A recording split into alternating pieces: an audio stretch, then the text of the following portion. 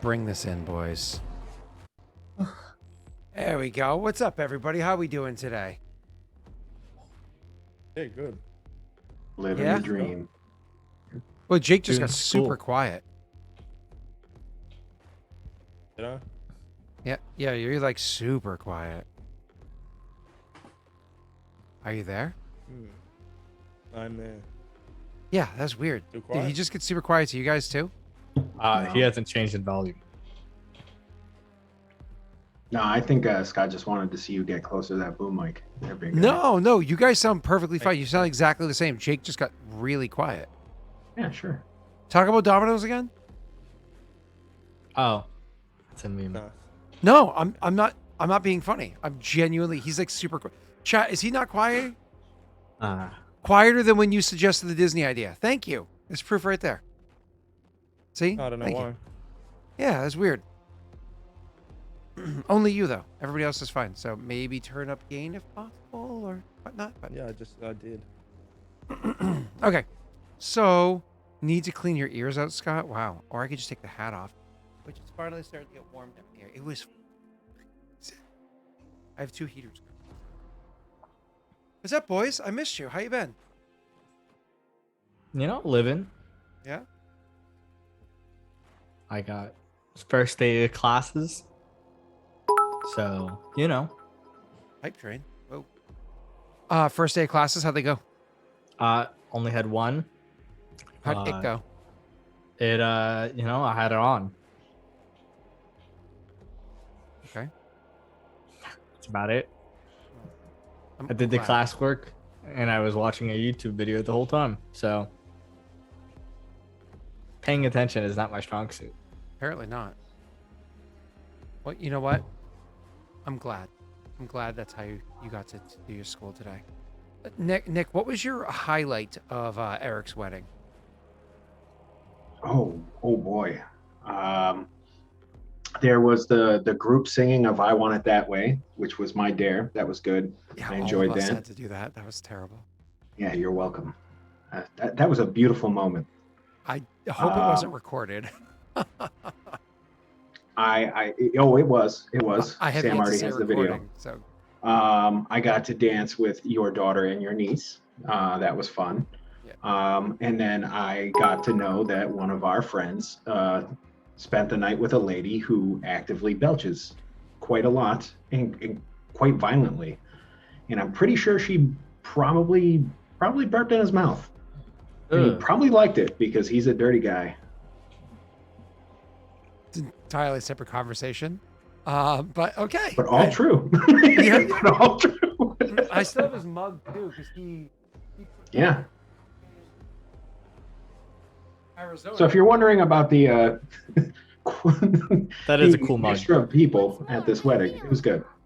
It was a good time.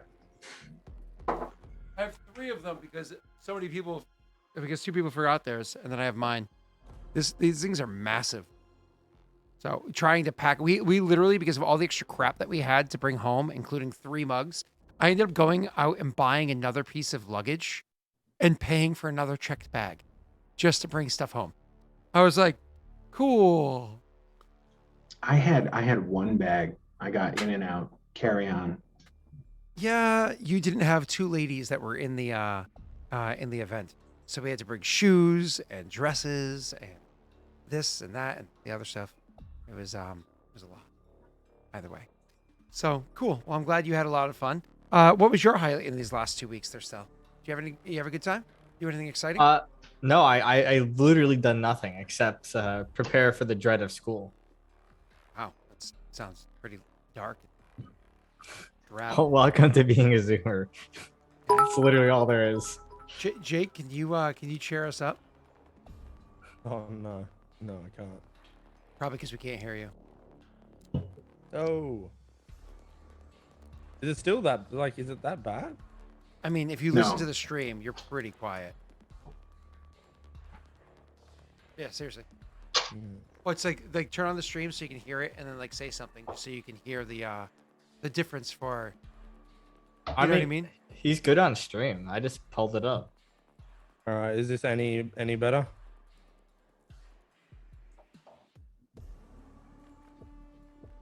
Yeah, you sounded better right there. Okay.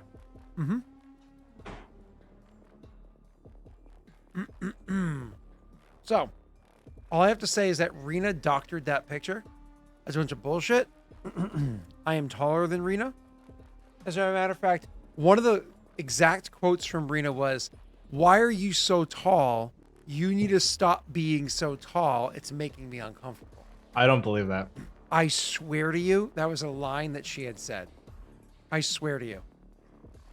Yeah, but you had already said that you're supposedly 5'11", the same height as her husband. So Yeah. why would your height make her uncomfortable? Because she expects me to be short, but I'm not short.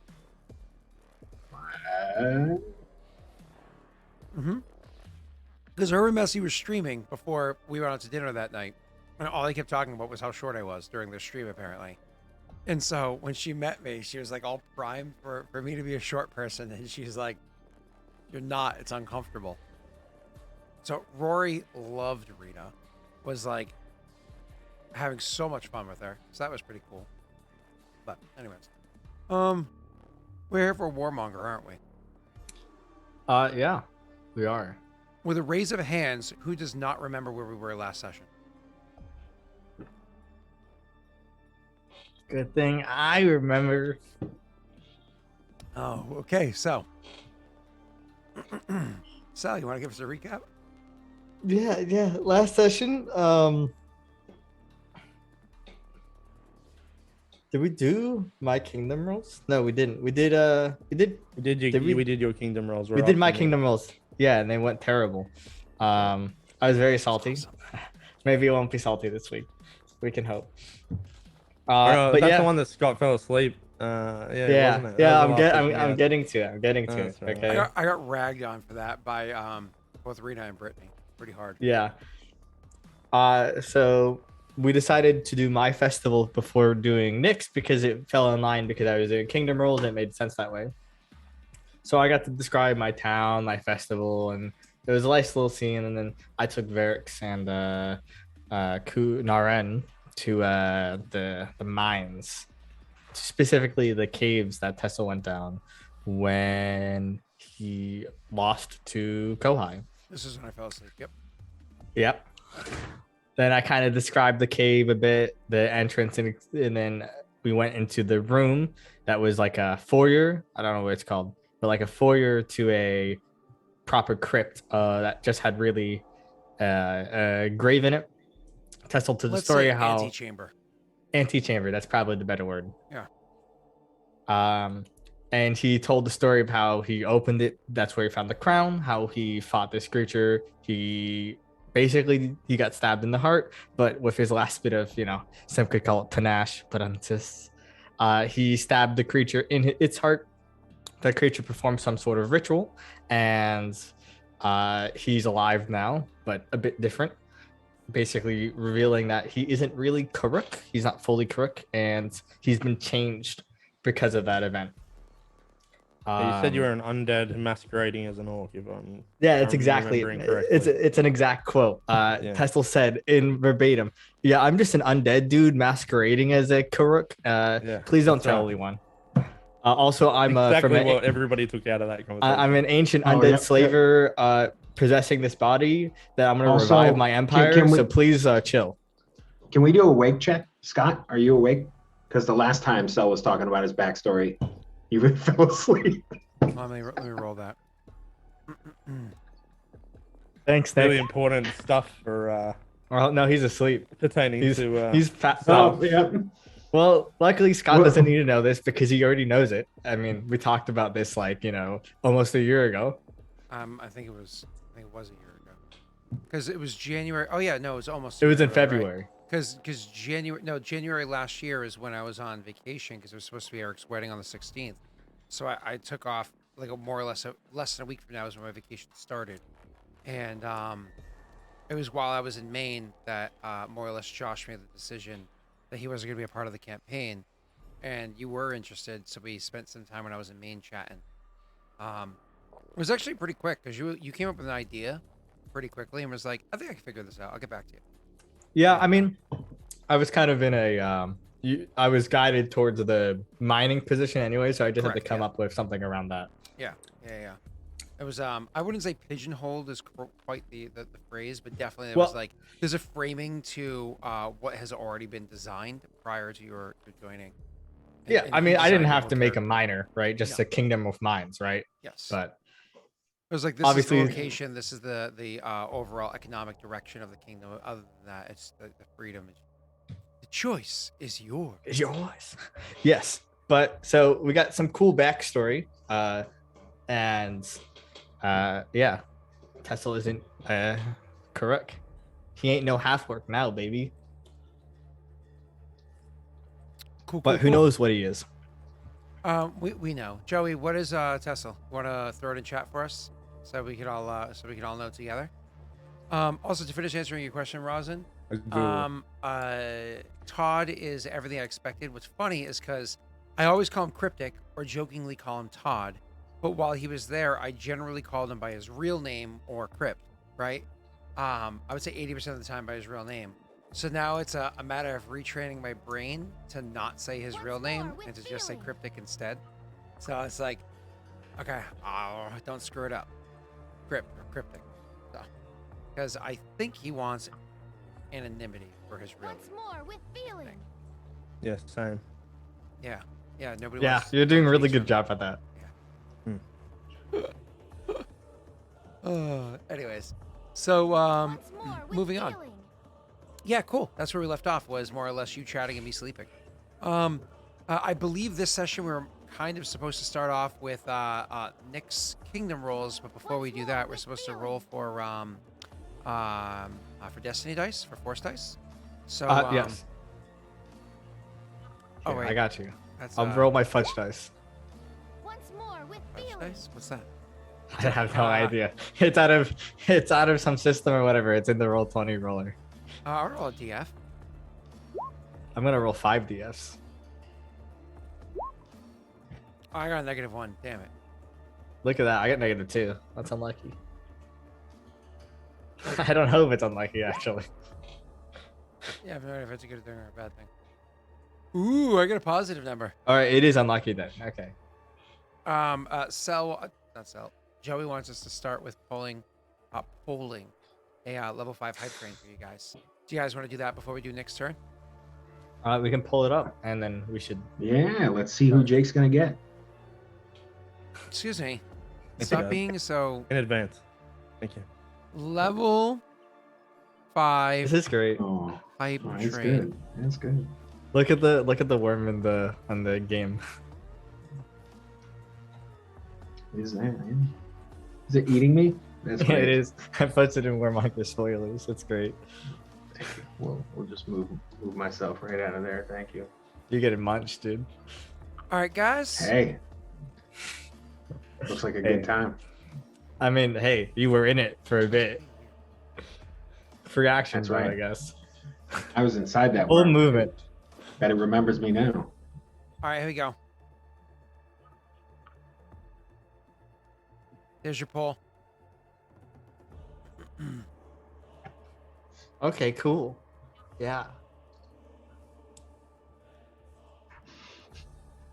It's a real poll, right? So it's definitely Yeah. real. Real Paul.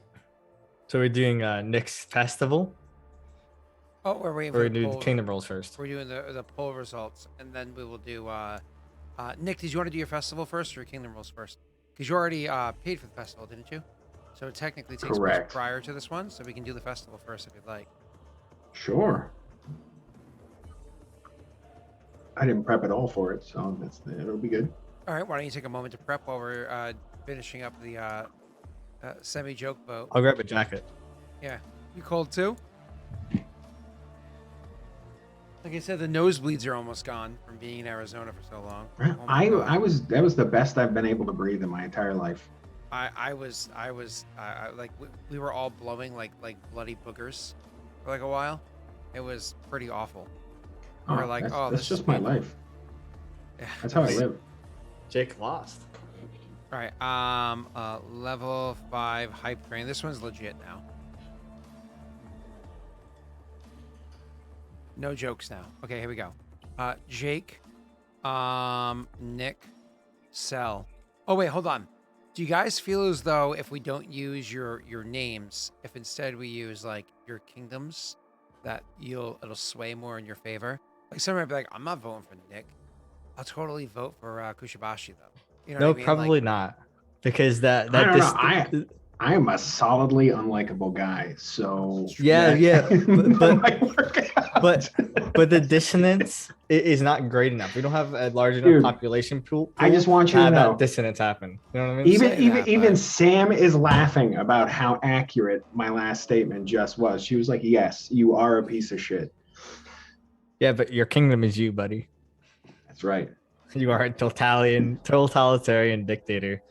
Right. Well, my kingdom is like a functioning dictatorship, so it's good. I'm an asshole. Hey, whoa, But that's good. yeah, totalitarian regimes function. Okay, never said good though. that's right. Go. Yeah, some people like living in Cuba. It was good. Some people did like living in Cuba. A lot did. All right. This is the legit poll. Oh, see? There's proof right there. Proof is in the pudding. Look at that. Proof is in the pudding. Isn't that nice? Oh, never mind. The pudding was tapioca. So Nick is solidly winning. he was. Then Shadow took the lead. Then somehow Nick spammed ahead. And someone's spamming for Nick here just because they wanted to make Nick right by having Kushibashi win, but not Nick winning. Let's see if somebody pushes hard for Shadow. That's funny. It's funny. Jake is the most likable here, but Densho is a bunch of evil. Even like look at him with that magnificent beard. He's got the sun cascading down his face. This is That's going to my Silencio. bank, buddy. This is the Silencio changing made of 13 fates. votes, So This is when fate changes. This is when Nick becomes the most popular. what? No. That's not going to happen. Mark my words. Once more with feeling. All right. Are we? What are you gonna do with that, Nick? That's a good question. So the options are what? A follower or leveling up a hype train character? Or Yeah, you get a Gaining level a hype 3 train commando, character. you can level up one of your hot train characters. you can also fill an empty kingdom role if you have one. I do. Although I'd rather level up a hype train character. Ooh, who are you gonna level up? I'm thinking Mr. Hoof, to be honest with you. Really, Eric? Yeah, Make him level 4? Is that worth it? I'm debating. You only get an ability point boost, so unless he's like 1 point away from a round a 10 for his ability, it's not particularly worth. Maybe Well, he you know, likes it. not everyone's a munchkin, so. Yeah. Well, for your kingdom, you should be a munchkin, which is true. Nah. Anyone else's opinion's incorrect. Yeah, it would not increase anything for kingdom rolls. Oof. No, hoof. There's an H there. Think of it this way too, right? You level him up to 4, you get another hard train, you can level him up to 5, you get a feat, and really Whoa. First of all, miracles don't happen twice. Okay. Yeah, I don't know. I'm gonna have to think on that a little bit, but I do think I'll probably level up one of those guys. If you level up Karzug, she goes up to a 14 charisma. That is true, but Karzug isn't a hype train. Yeah, she is. she? Mhm. Oh, fuck yeah. Then that's what I'm doing. Because you're not going to do that other thing with her, right? No, yeah, we're not gonna do that now. So we can level her up that way. Oh, you're not doing that? You're doing someone else? So I changed my archetype. Your So archetype. I'm not getting a million cohorts. Did you already change your archetype officially? Yeah, I changed everything.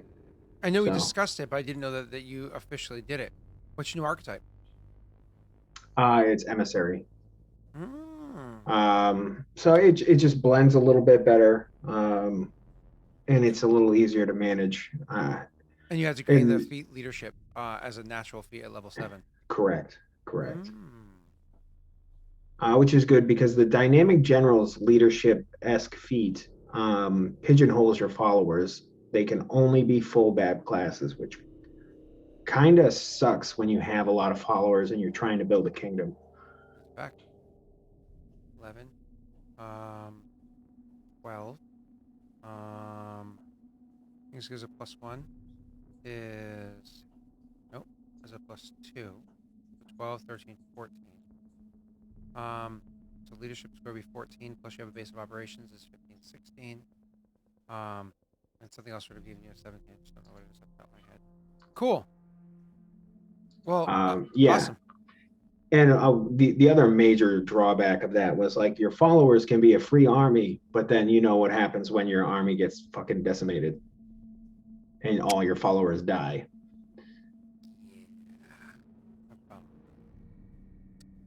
Oh, it's not what I'm Good gonna do at all. times. Yeah, well, your army's going in there to specifically support people because you can do adepts, whereas he had to do warriors.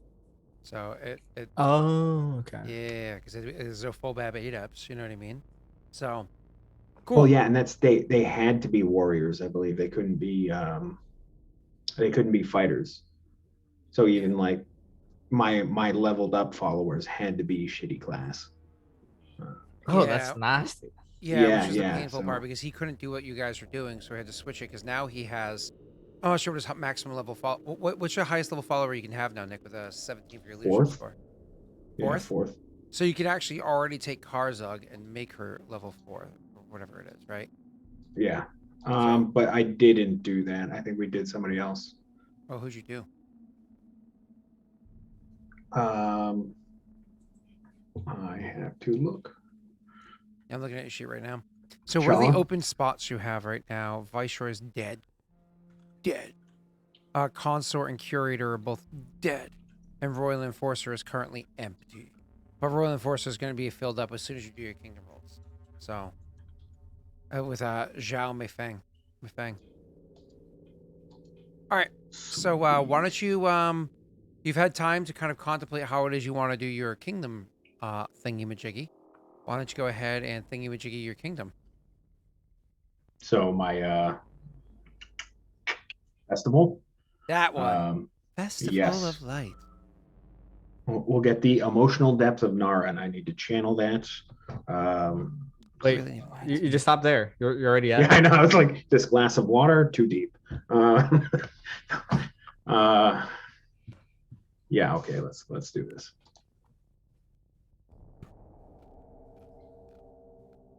We don't talk. You're gonna get yourself DRM'd. Over singing a song? I'm pretty sure I'm allowed to sing the song. I'm sure Disney would disagree. Yeah, I know, right? True. You may only have us on your mind. You may not share us with others. You're only allowed to consume our content and give us money. Yeah. You can't bring any other joy to anybody else's life. Oh, that's right. Unless You we're have getting you paid. have great renown, don't you? That's right. Because of what it was that you had done in the past. Yes. So great renown gave you. Okay, I'm just going over your score. Once more with feeling. All right, go ahead, sir. I'm listening. What is your tell us your Festival of Light?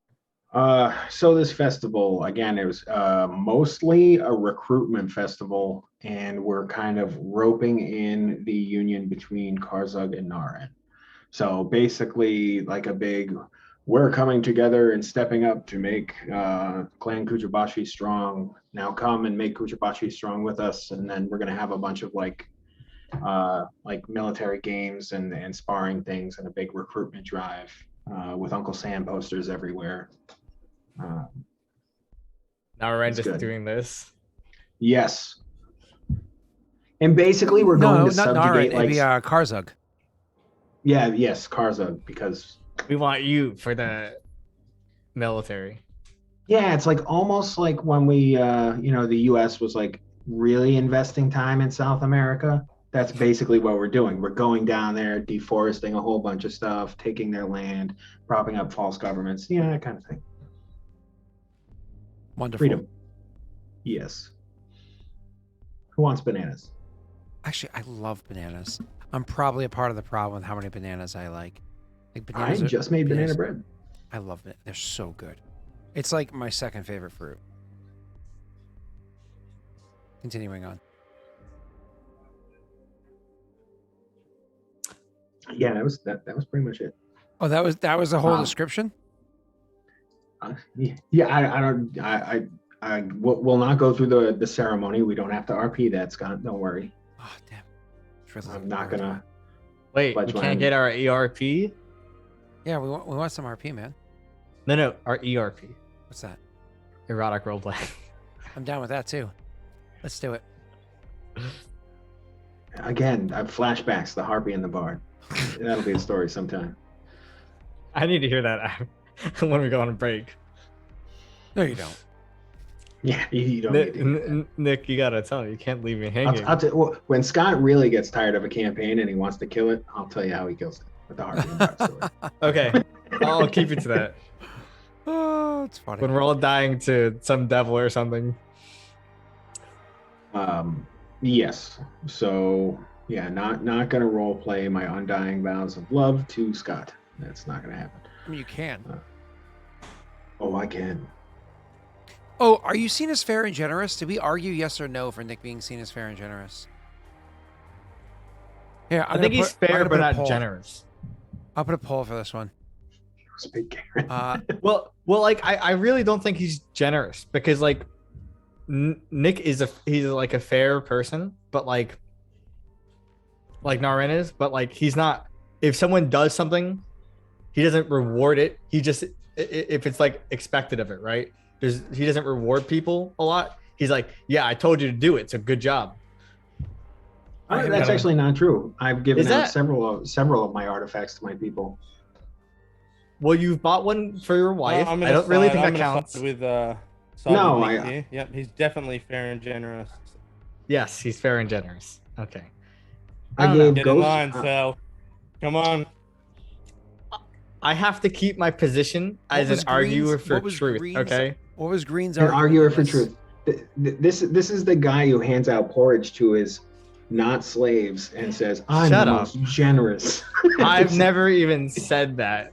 That's I right. He's hate- never given them porridge. You are right. They have to eat mushroom people. The peaceful mushroom people. They have to go kill. You and don't eat. even know who they are. You didn't know they existed till That's that right. session. Oh, I'm sorry. Your slaves don't have names. No, but I feel like generous implies that you're giving out more than what's expected. That's all, right? All I'm saying is he's giving out with that crown. All I'm saying. But I don't believe too hardly in either. I think it's fair That's enough. Right. That's right, Viking. Cell's not being very generous right now. I'm very generous with Nick. Okay. There can be more than one altruistic member of this conglomerate. You're right. It's Jake. I remember, what's his name? Green having a pretty big argument, but I honestly think Green's argument was for fair and generous.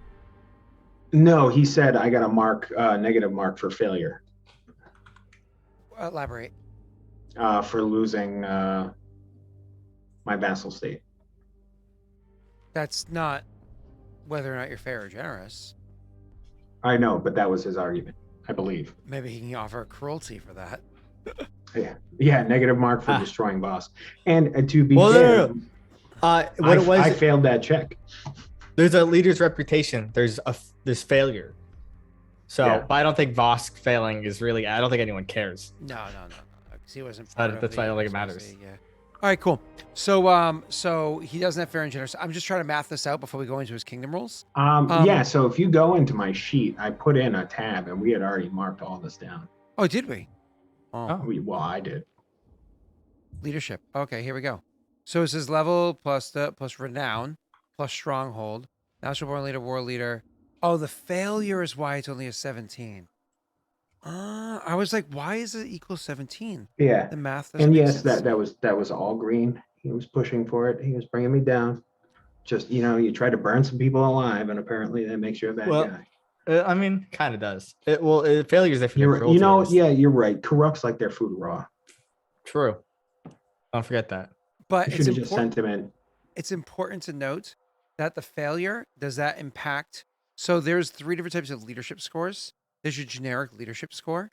Then there's your leadership score for a cohort. There's your leadership score for followers.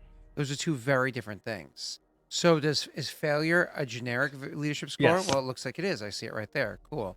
But then you look at the follower aspect as opposed to the cohort aspect. So realistically, your actual leadership score is a 15 plus 2 for followers because you're a stronghold or whatever. But with a 15, you could easily have up to a 10th level cohort, so you're fine to go.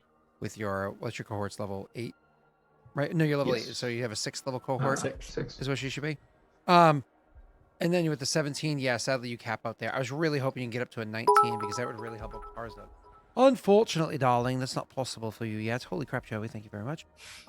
So let's get into your kingdom rolls though, right? So now that we know what your score is, we can worry about your followers later. You don't have any followers that are less than level 3 to bump them up to 3, do you? Well, so here's the thing: is I could make Karza my 3rd level follower, and that would move her into a heroic class instead of Warrior. non-hero. Yeah. Instead of Yeah, a yeah. warrior. I don't know if you ever wanted to do like that kingdom, like The that. general Yeah, the class. general. If that was worth it for you in the end or not. I felt like it Um, was. I think compared it to was a a warrior. toss-up between that and there's an int-based fighter that's pretty much just as good.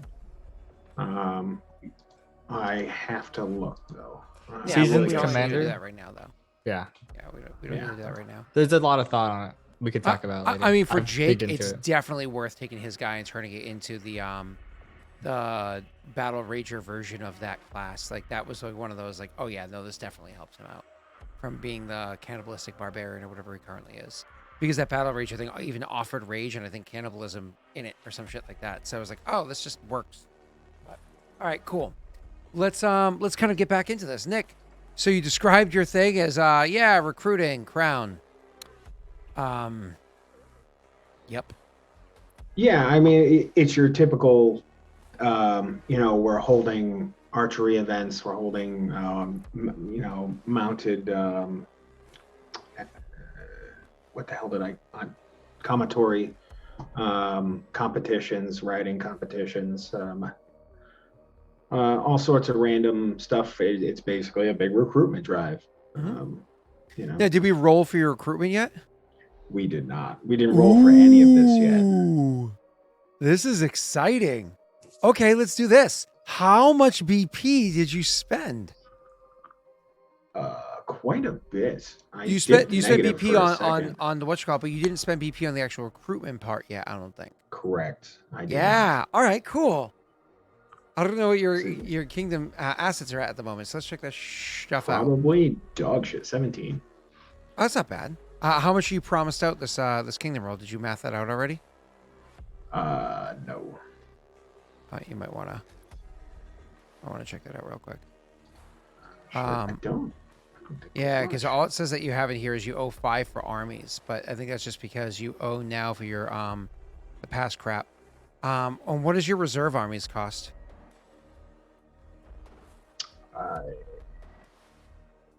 It should be in here, right? It should be. You just don't have it written under your consumption.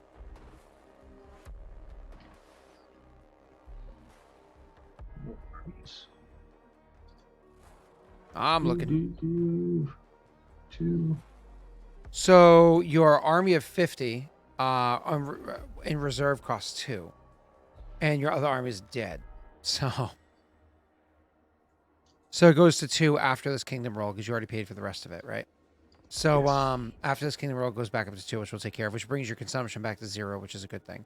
All right. As for building in Shinran, you're currently building nothing. It looks like so you owe 0 there. In Shinratar, you're currently building nothing. So you actually owe 0 across the board. Aside from that 5 that you owe for in the consumption part, which has not currently been factored in. So that goes under other. You're gonna press. Why is this total say -2? That makes no sense to me. Why are you broken? I do have to address a land rush still. AD 24. AD 24. 32. That's to 32. Where's 32? Was it Y32 to AD32? Plus, why does it say plus AD24? Was AD24? Oh, then it includes your consumption. Gotcha. So we should also do plus, sorry. Y, your thing right here is broken. 34, AD 34. Close. Boom. All right. So your expense is strangely wrong. Sorry, why is your sheet broken? This is weird.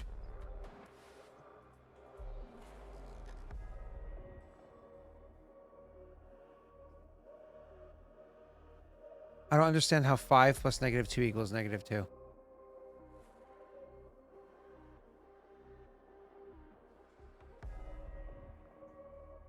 Sal, I don't understand this. So you have Nick's sheet open? Can you see that? No? I can open a sheet. Yes. Yeah. This is weird. What's his sheet? What's the title of it? Oh, you know what I think I gotta do? I think I'm missing a parentheses. That's why. Nope, still didn't do it. It's the Kushibashi Kingdom Sheet 3.0. Okay, I just need to search for it. Obviously, I have like 100 Google Drive accounts. Kushibashi Kingdom Sheet 3.0. Found it. What are you looking at? So if you look at his expense total, it should be the sum of Y32 to AD32 plus Y34 to AD34 plus his consumption total. And for some reason it equals somehow 5 plus -2 equals -2. Because you don't want to add negative consumption. So you want to change it to where, oh, you do want to, yeah, you don't want to add negative consumption to the expenses tab. We don't have to, but still, I don't understand why it's not accepting the basic premise. So look, now it says 0, so it's not even reading that 5 as being a number. This was throwing me off. Because it's not taking from AB. Hold on. It says, Could you guys click out of that? Click away from that for a second. Just because I still see like Nick sitting on top of it. here, just take the copy and paste the one from my sheet instead. Yeah, I'm not seeing any updates because unfortunately Nick is still on it. Yeah, well, I tried to move out of it and it's being done. So. Yeah, so it still says -2, funny enough. But that's because when he was in there, it stayed on there. 1 second. So yeah, it's still reading it as 0. So can you copy and paste from your sheet? I don't have edit permission. Post it into Roll20 real quick. I'll copy and paste. Okay. That does post correctly. Copy and paste. There you go. Now it reads 30. All right, cool. I don't know why it wasn't doing that the same way. It genuinely, I don't. Oh, because there's a comma in there.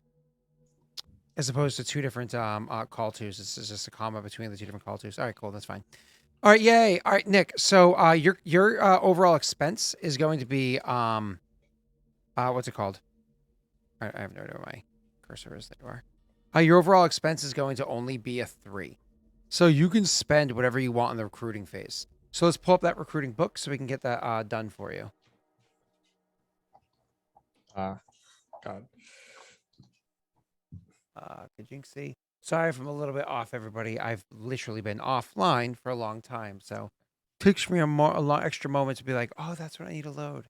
So it's Ultimate Rulership, I believe, has the answer to this. And scrolling down to the recruitment phase, right here, it's going to be I think it's in you're right. Where are you? Successful festivals, recruitment. Castle garrison is the number of people. Loyalty check, unrest, militarism, manpower. Nope, I don't think it is in there. It's the other one. It's an ultimate battle. Yeah, near the bottom. Page 23. Yeah. of the PDF, or sorry, Yeah. of the skip. I gotcha. So here we go, Nick. So you're going to go ahead, and the way this is going to work. How many castles, garrisons, barracks, and forts do you have? Go ahead. I've got one garrison, one barracks. One garrison, one barracks. A barracks calls for you 2d6 soldiers. A garrison calls for you 46 soldiers. So each day that you succeed your loyalty check, you attract 1d6 soldiers per BP spent, plus an additional 2d6 soldiers per barracks and 46 soldiers per garrison.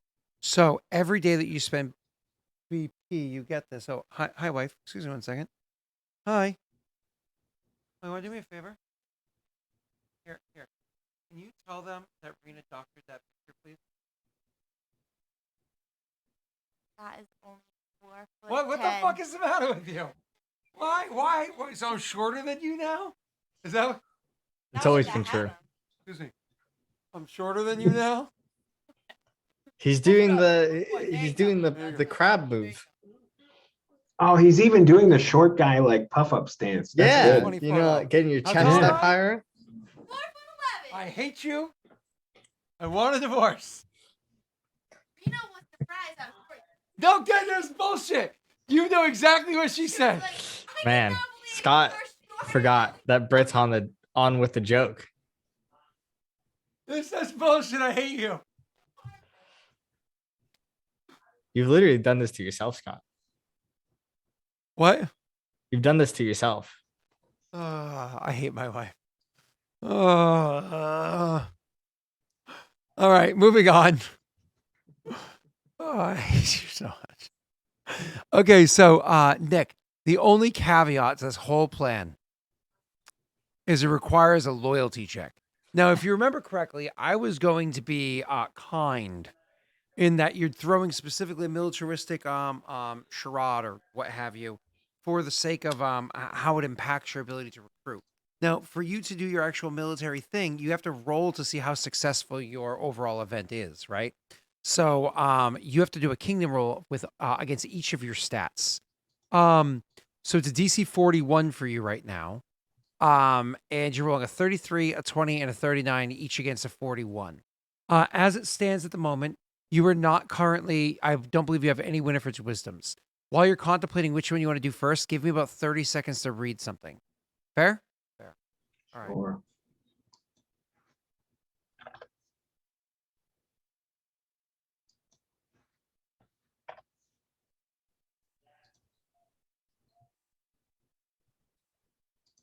Huh. Interesting. Okay. And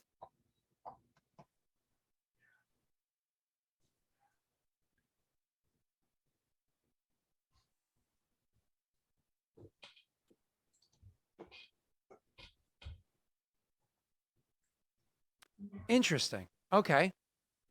So this is going to be a militaristic event before I do anything else. Okay.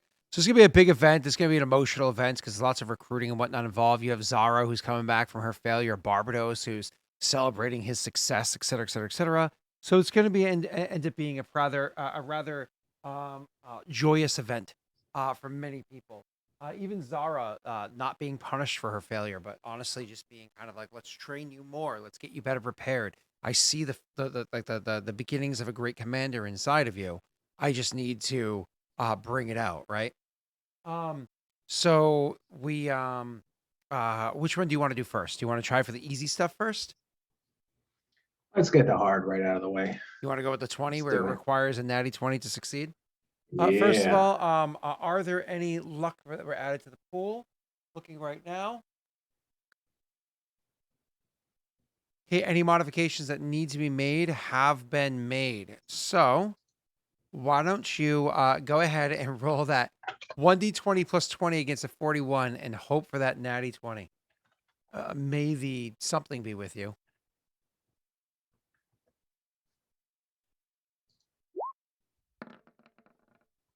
Okay, well, a 35 against a 41, unfortunately, with a D4, cannot be succeeded. Luckily, it's not a critical failure. So we'll call that a win, right? Yep. Cool. Unfortunately, with the loyalty, we knew that was going to happen. Loyalty is a very hard role for you currently. especially considering you're dealing with all the unrest at the moment. So hopefully things get better in the very near future. In the meanwhile, why don't we go ahead and have you roll for the next hardest one? This one's much easier though. You have a plus 33 against a 41. Please roll above a 10. And because he said that. Ready?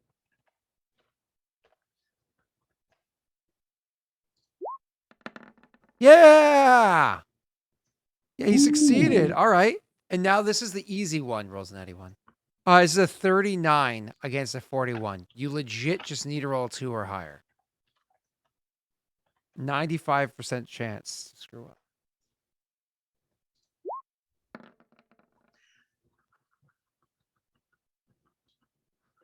Oh. I hate you so much. So am I looking at? It counts as a negative 10, doesn't it? So it's a 29. No, it's because it's plus 1, take away 10. So it's technically negative 9, right? So it's a 30. Okay. So I get luck won't do anything. That's a critical failure. Well, not. I mean, 91 just counts as an automatic failure, right? Like, let's just see what it says for the. Oh boy. Okay, festival eat. Oh boy. Oh boy. Oh boy. Okay. Oh, you're right. Since it's a festival edict, it has actual like a thing on it. Yeah, actual rules to it. Oh boy. Okay, let's see what it says here. If 2 checks succeed, it's a modest success. If all 3 succeed, it's a resounding success. What happens when it's 1? A natural one is always a failure on any kingdom roll, and each time you roll a natural one on any of the 3 kingdom checks that determine the success of the festival edict, there's a 25% chance, non-cumulative chance of triggering a dangerous settlement event. This event may be of any type, but only one such event can be triggered, even if you roll more than one nat 1. So there's a 25% chance you get a dangerous settlement event. Okay. So, But he does still get the successful event because he did 2 successes. if only 1 check or no check succeeds, see risk below. Regardless of the overall success of the festival, the great influx of the humanoid. Yep. Okay. Well. Nick, there's a 25%. Well, hold on. If only 1 check succeeds, the festival is unsuccessful and grants no benefit. In addition, there's a 50% chance that disgruntled citizens issue a building demand as the kingdom event, blaming the lack of success in the absence or presence if they demand the demolition of that building. Oh boy! So there's a 25% chance of triggering a dangerous settlement event on top of you having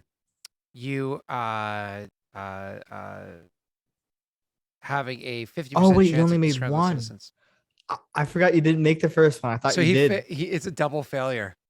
Oh shit, that's really bad. That's really bad.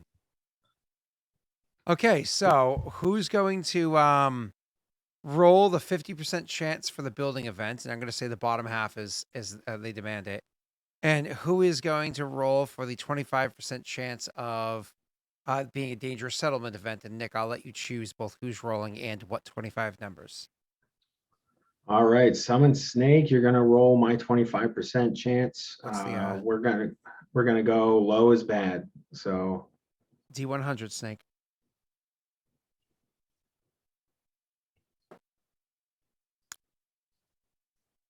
Nick, would you like to choose if bottom half or top half of the 50% is bad? bottom half is bad. Why don't you go for it, Ross? Roz, go ahead, roll that. Do you watch your roll of 49 or a 50, which is technically the bottom half? Is it? Oh, you're right. It is. I know, I'm usually right. That's not true. How many times, Scott, have I argued something and you've accepted? I've accepted the Fine. argument. That didn't mean I was wrong in the first place. I mean, I validated your angle. My angle is more correct. Okay. Oh shit, that's oh god. So did you fail both of them? Did you roll? Oh my god, Nick! Holy! Oh my god! You haven't even got to the kingdom rolls yet. Oh This boy. is pre-kingdom rules. Oh boy. Oh boy. Do we want to resolve what these are first, or should we bring it in the event phase all at once? I think we should resolve it first. I think because the event technically Took happened place last time. Yeah. Yeah, they should be resolved before the kingdom rules. All right. Let's get this shit started. Oh boy. Oh boy. Oh my god, Nick, that's oh. so bad. Boy, this is rough. So we have to. All Is right. Roz gonna roll Sorry. the event? Hold on. Oh, I'm pulling up the just- shit right now. Just give me these tasty treats. That's all. They're just tasty treats. Nick, I still haven't opened that bag of candy, so just so you know, I've held true to my word on that one. I don't know if that makes you feel better or not, but you know. Okay. You have So to. Nick, building demand. Are we going to continue that with Summon Snake? Yeah, let's go. Summon Snake, give me a D100. If you roll a 1 to 75, they want a building. If you get a 76 to 100, they want a building demolished. They're gonna be like, tear down your garrison. Okay, yeah, I know. God, that'd be terrible. All right, select a building type randomly from those available, and if the demand is not met by the next event phase, which you'll do this upcoming building phase, unrest increases by 1. Clearly, that's not an option for you. Alternatively, you can suppress the citizens and negate the event by succeeding a loyalty check. That won't happen. But your loyalty decreases by 2, which you can't handle, and your unrest increases by 1, which isn't worth it. So, what is the building that must happen for Nick? Let's find out in 1 second. Next time on Warmonger. I don't know how Can- many options Can it there be like are. can it be like a park? Let me Or actually a house. different- A house would be really good. I'm looking up down here. It's in the events. All right. It has to be something that you can build inside of a town or a village, right? It can't be something that you build inside a city or metropolis. So why don't I have somebody roll me a D20, and I'll just kind of count down from that D20 things that you can build. I hope a D20 is good enough. Choose somebody, Nick, or do you want to stick with Snake? Oh, Snake, you own your decision. Roll with it. All right.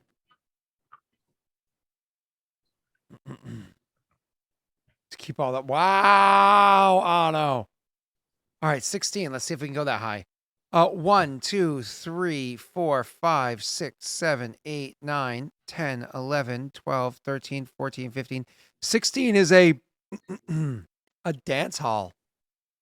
Oh, that's They, not bad. They really like the Wait, that increases dance show unrest. dubstep. Oh.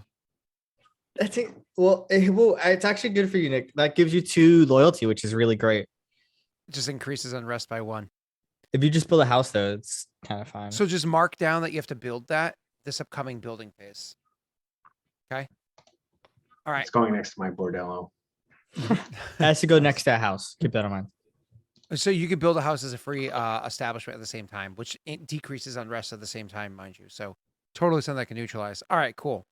Oh boy. Yeah, DJ Myson. We killed them already. Bow, bow. Shot him with a triple nat 20. Next up is going to be, it was a disastrous roll. Is that what it said? It's a dangerous kingdom event. So you have to roll on the settlement Nick? event. Is it kingdom Yep. or settlement? Settlement. Okay. And Settlement. this is in his capital, right? Yeah. Yeah. Who do you want to roll for the dangerous Oh settlement no, event, Nick? no, that's Roz. Roz, you did this. Okay. Roz, D100, please.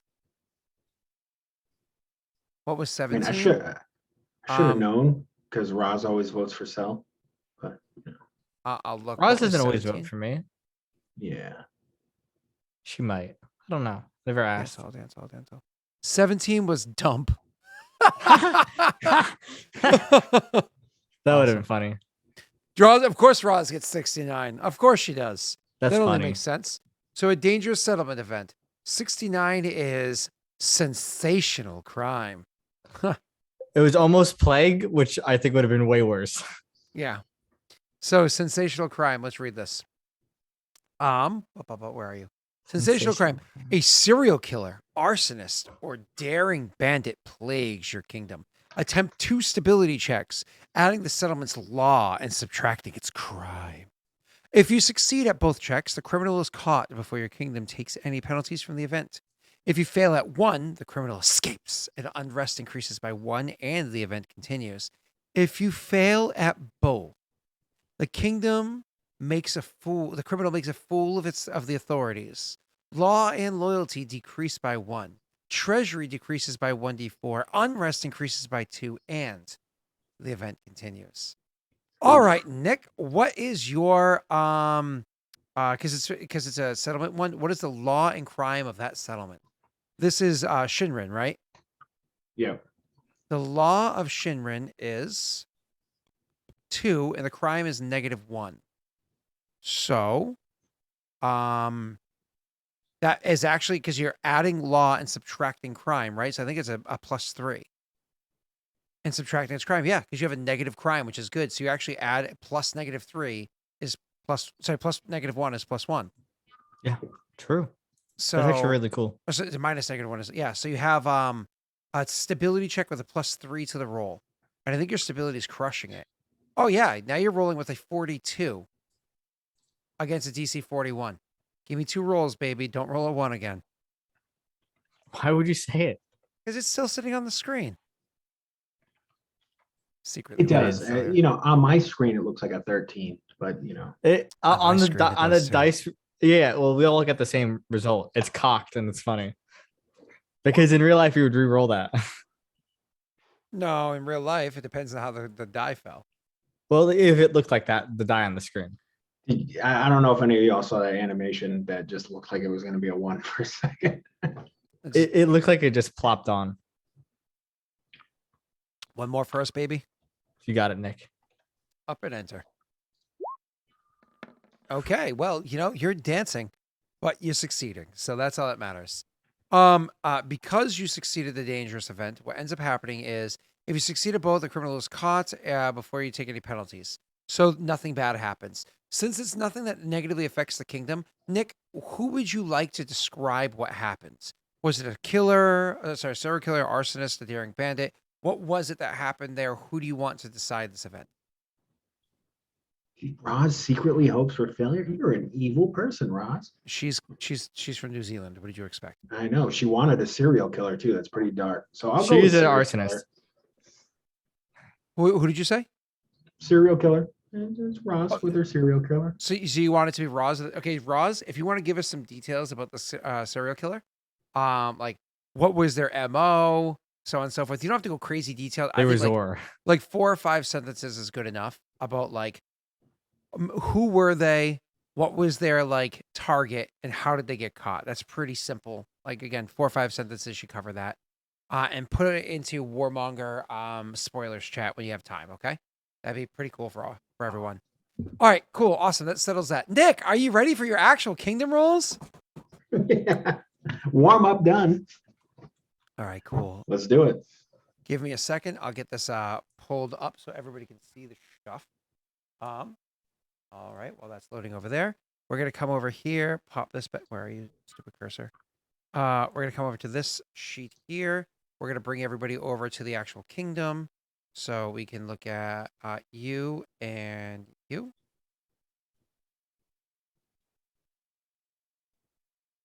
We're focused on Kushibashi this time around, which is very exciting for everybody. And Nick, yeah, I'm excited to see you go through your kingdom rolls. First things first, as a reminder, is you always want to do your upkeep. So starting with your upkeep is literally your upkeep roll itself. So that is going to be a stability check for you. And we go from there.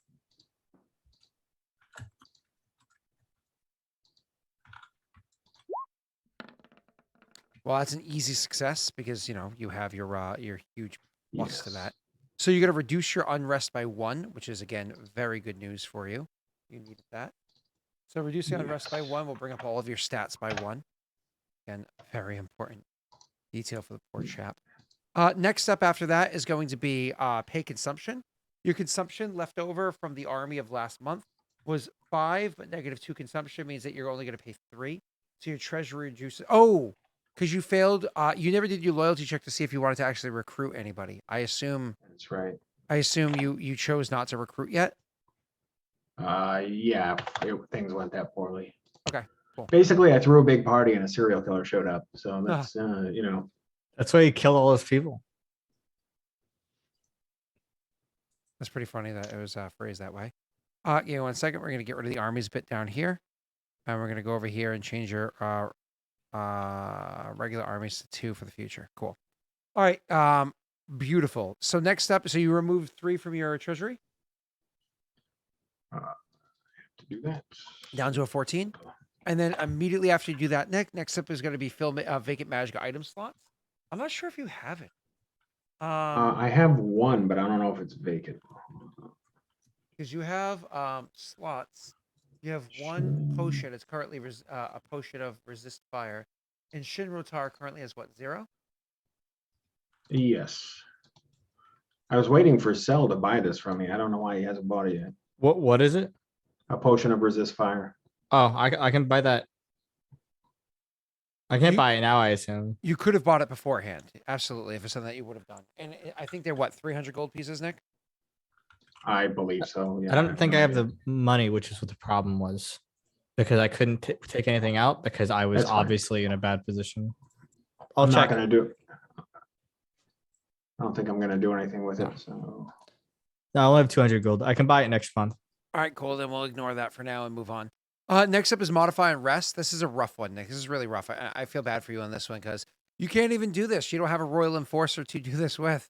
So skip. There's nothing you can do there. You're currently missing no leadership roles that cause any problems at this point because your consort causes no problems, your curator, and your lack of royal enforcer causes no problems this month. Yay! And thus concludes your upkeep phase. Next, we're going to go into your edict phase, which literally starts off with assigned leadership. Now, we haven't actually met Zhao Mifeng yet, have we? no. Okay, so I suppose we should get into who Zhao Mifeng is because this is somebody that was being introduced, and I think we were just too busy at war for you to have actively met that person. I'm looking them up right now. Here are the details. So I went over a couple of details with this person when I created them. I know I made a change from the original request because it didn't make sense to me. Let me just look up their stats. Close Densho, he's not important. Patreon, Zhao. Yeah. So it's another Hafue, to be 100% clear. It's another Hafue. It's actually a female Hafue that comes to speak with you. She's of course small size. She's little. Are you going to post the VOD of their? It got posted forever ago. Like last month. It got posted. Like I'm 99.99% sure. Unless I didn't get to because I went on vacation. That got posted last month. I don't know. Give me just a second.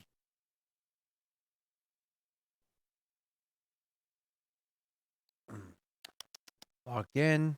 Posts. Published. Advisor BP expenditure. I let my dog out. Be right back. Is it really not there? 1 second. It's potentially, is it uploaded? But never got posted? Content. Never even got uploaded. I just recorded it and never even uploaded it. Ha! That's hilarious. December's a rough month for me. They'll get posted later. Ha! Moving on. So they're a Hafue, is what they are. And she comes to join your kingdom. I'd actually like to have a quick little RP with you with her before we move on, that we can kind of get to know who the person is. So let me just double check one last detail and I get into it.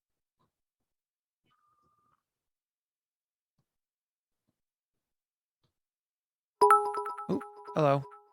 Wow, Alicia. Wow. Searching Okay. So her name, as I said, is Zhao Mifeng. So when she comes to speak to you, she's introduced to you through actually one of your favorites, through Eric Eric Hoof. So it's speaking as Eric, he says, Warlord, if I may borrow your ear for a time. Speak. Warlord, I was traveling through the woods recently for one of the tasks that you had set upon me when I came across an individual that's, well, I've never been particularly close with them, I have known them in the past. They are an acquaintance of mine, another Hafue like myself, who was raised deep in the Eldamar forests. However, this particular Hafue has a bit of a strange background to her, something that I think might be beneficial to our kingdom. Warlord, um, she was not just raised by her birth mother, but also by an adoptive father who happens to be a former member of Clan Kushabashi. He actually served under you in the early years, long before I arrived in the kingdom, served under you in the formative years of Kushabashi. He had since left and went to set off a new life elsewhere. The deeper parts of his story, I don't know, but I know that her and I, we always got along when we had seen each other in the woods in the past, in the forests in the past. But more importantly, when she discovered that I was of Kushibashi, she's always spoken highly of it. It seems as though her adoptive father didn't just come from Kushibashi, but continues to hold the clan dear in his heart and raised her with many of the ideals of Kushibashi in mind. Um, I think it might be beneficial for you to meet with her and see what she has to offer the clan. Um, from what I understand, she has a strong head on her shoulders. She has a keen mind, and I think she has much to offer our kingdom if you're willing to um, let it. That being said, there is a degree of eccentricity to her that many of our clansmen would not be familiar with. Um, those that haven't spent much time in the forests. She has with her a companion of sorts. It's a large wasp. Are you familiar with the? And he uses the Kajinksi word, which is simply. Are you familiar with spider eaters? I believe so, actually. I think Varix and what's the other one's name? Tessel. Hmm. Yes, Varix, Tessel and I came across a nest of those while traveling through the forest. Were those the? Are you thinking of the Yeah, bees? Giant bees. Yep. yeah, yeah, Yep. Yep. yeah. Though they're formidable creatures. He nods. She has a degree of affinity with them and potentially other insects as well. Uh, the this one particular one has left its hive to travel with her and is a companion, as I said, to her, same as many of our other members of our clan would see a Kamatori being.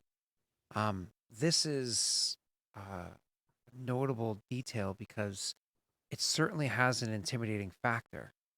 I could definitely see her, as I said, sharp tongue, as well as intimidating presence, despite small stature, being something that could benefit us, especially in times such as these where there's just several degrees of unrest amongst our people, all the things going wrong. Having more Hafue in leadership would certainly guide the other Hafue in our kingdom to know that you respect our presence and don't just battle us from the woods. I know that you judge people for the individual person and not for their background or their race, but not all the citizens know that.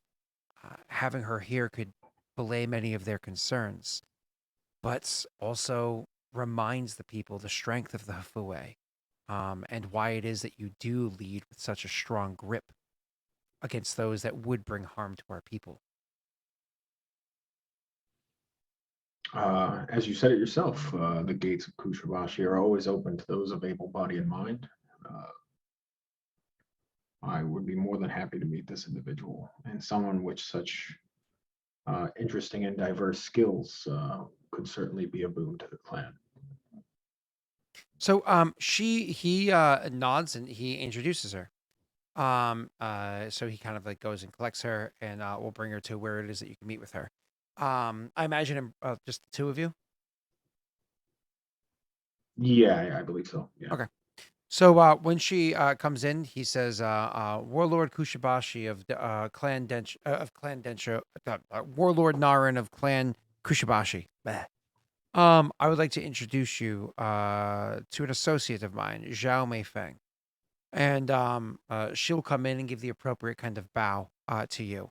It's one of those things where she doesn't just give a bow, which is appropriate inside Jinxie and whatnot. You can also see just like the swagger and everything about her, even the clothing that she wears clearly shows signs of coming from Eldamar because of the type of clothing and whatnot she wears, like how it's stitched together. But it's also worn similar to how it is, like the coloration and whatnot is worn similar to how it is that Clan Kushibashi has their colors. So like the dark greens, the deep colors that are borderline black mixed with it, so on and so forth.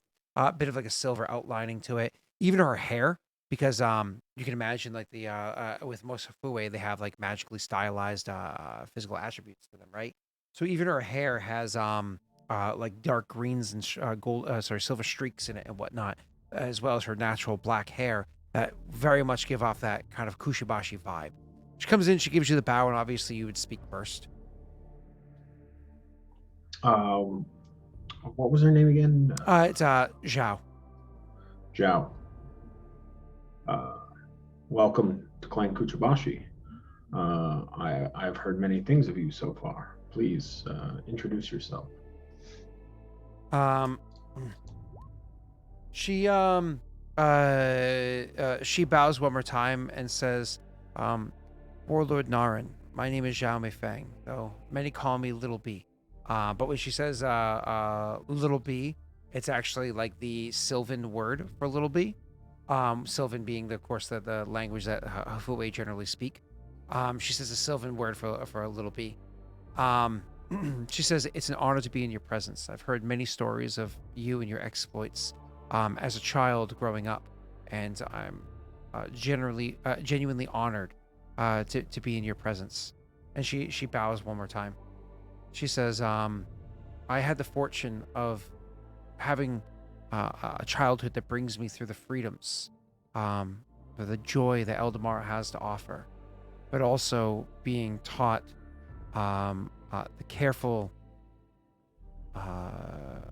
what is it? To move and to think carefully. As we all know, many things in Eldamar would always look to find you its prey.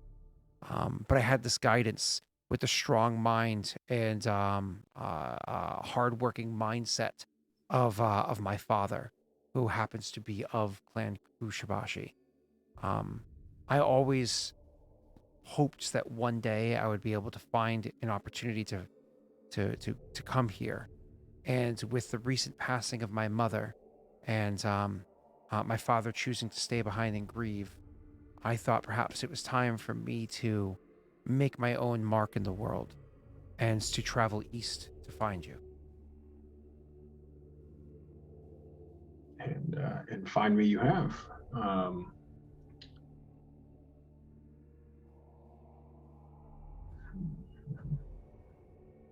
Clan Kuchabashi opens its doors to anyone who wishes to prove their merit. We are in need. Currently, we have an open officer role to travel the lands of the clan to help its people and to use that strong mind and strong work ethic to make the correct calls of judgment for action that needs to happen. Is this a challenge you'd be willing to step up to? She nods and says, I am not one known for staying put for too terribly long, so the idea of being able to travel throughout the lands is something that I find satisfying. I do have to warn you, though, Warlord. I can imagine that your people are accustomed to a certain way of doing things. I tend to be very strong in my approach. I will, of course, tamper myself down when addressing somebody as when being honored in the presence of a warlord, but I tend to put a strong foot forward. I don't know if this is something that you would look down upon or something that you respect in your clan. When you are out addressing my people, You will be addressing them with my voice. I do not speak softly. I hope to carry your voice in its meaning with purpose. And blah, blah, blah. So she has a plus 14 to intimidate, is more or less what it comes down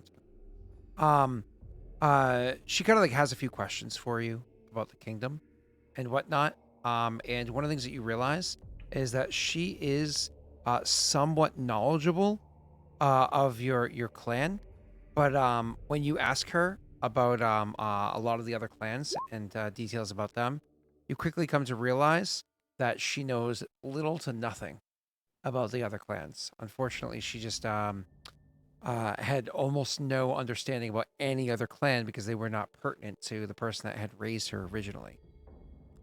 But she's no fool. She certainly knows the land. She certainly knows Eldamar very well. And looking over maps and whatnot, you can see that she is very knowledgeable of the overall landscape and how it is you can kind of like use it to the benefit. More importantly, even though she is an intimidating presence, she does also know how to be kind and respectful in the appropriate meeting. When you choose to inevitably introduce her to a couple of the other advisors to get their opinions, mostly Screet, she doesn't put on her RBF or anything like that. She appropriately presents herself in a way that is both honorable and respectful to somebody who's deserving of it, like, say, Screet would, right? But she's not afraid to give back guff that she receives at the same time. Overall, she seems like a good fit. And so I know obviously you're looking for a, what is it called? Royal Enforcer. And so we'd be able to add her as Royal Enforcer. So I can do that for you right now. Boom. Over in Royal Enforcer. Click. Clack. Done. And then what she offers to your loyalty, you ready for this? A 7. Or 7 to your loyalty. 7. That is a much needed infusion. Had you that, you would have actually succeeded your loyalty check before. So it sucks because you rolled really high. So oh well, unfortunately. Is what it is. It is what it is, exactly. What are you gonna do, right? Alright, cool. So she succeeds, so she ends up joining the team. Just to make sure I get these numbers correct, I know she's a +7, but I gotta see why. Zhao Mei Feng has a 5 from dexterity and a 2 from her skill in intimidation. So can you share the character sheet when you get a chance? It already is. Oh my god, no, it's not. It's shared to Daelric's. That's why I was like I'm looking for all this stuff. I'm like, I can't see anything. So I thought you were just waiting. When she goes up 1 level, which won't be for a bit, but when she goes up 1 level to level 5, she'll actually be able to add an additional 1 to her leadership score too, because she's currently working with Intimidate is a... Oh, no, never mind. I correct that.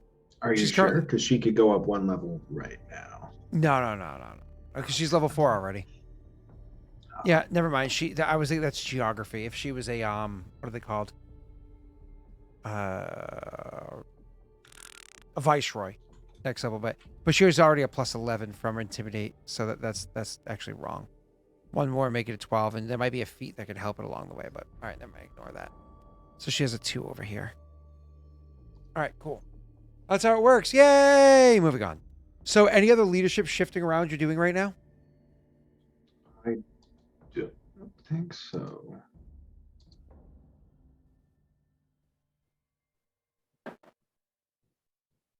Nope. Okay. Cool. Then after that... no, we haven't redone Karzug yet. Right, so I got to redo her. Did we ever decide if we were going to let her be consort and warden at the same time? Yes, when you...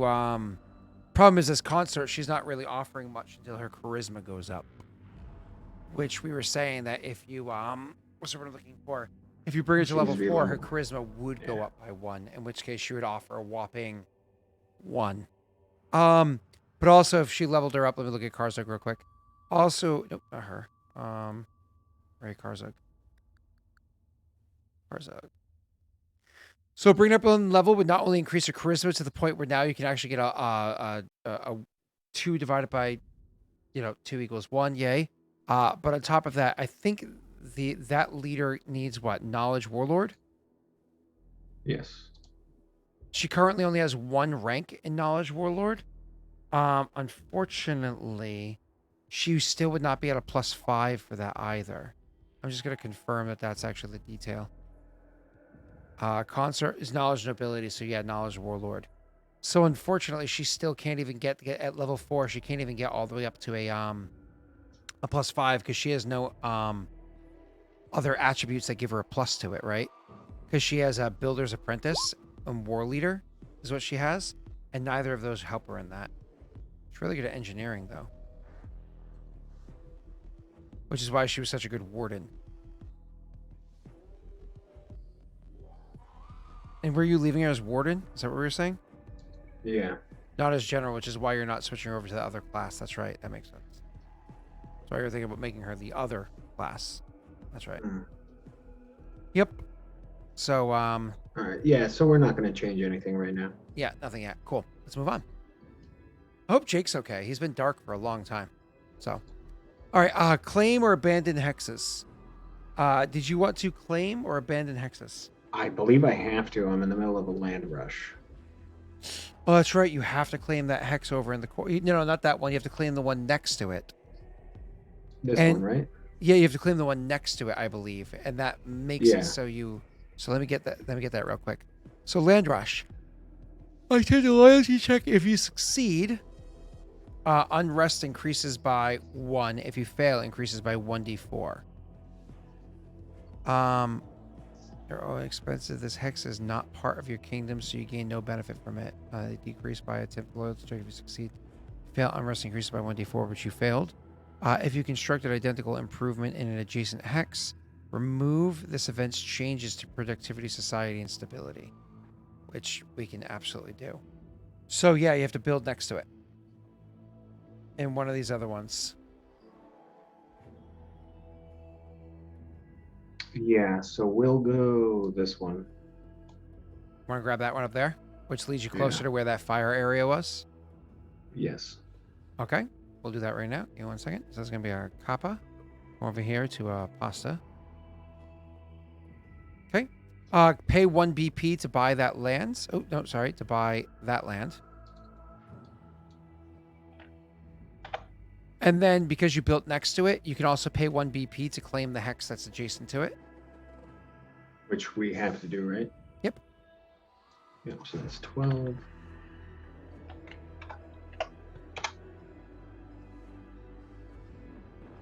Wait. Okay. Oh, black. That's why. So let me tint this black. Cool. But that also gives you, so that gives you 2 forest hexes, which unfortunately increases your, or what are we calling them? Jungle hexes or forest hexes? Give me 1 second. Jungle. Yeah, we're calling those ones jungle, aren't we? Because which are your forest ones? 0. Okay, yeah. So gain 2 jungle hexes, which unfortunately increases your control DC. It also Mhm. increases your size, which is nice. So it's down here. I'll change it to a 5 for you. But also increases your sawmills by 1. So you have a 4th sawmill added in, which is good news. Unfortunately, your consumption is now above 0 again, which stinks. But your size, Nick, is 21. If you gain 5 more, you get to 26. It's a whole new kingdom size, which unlocks a few different things, including like your +8 that you get there as Narin. No longer just is a +8. That +8 gets to 2 different stats of your choice. Oh, that's nice. Yeah. So that's one of the perks of continuing to grow. All right. After that is going to be, though you're always struggling to catch up.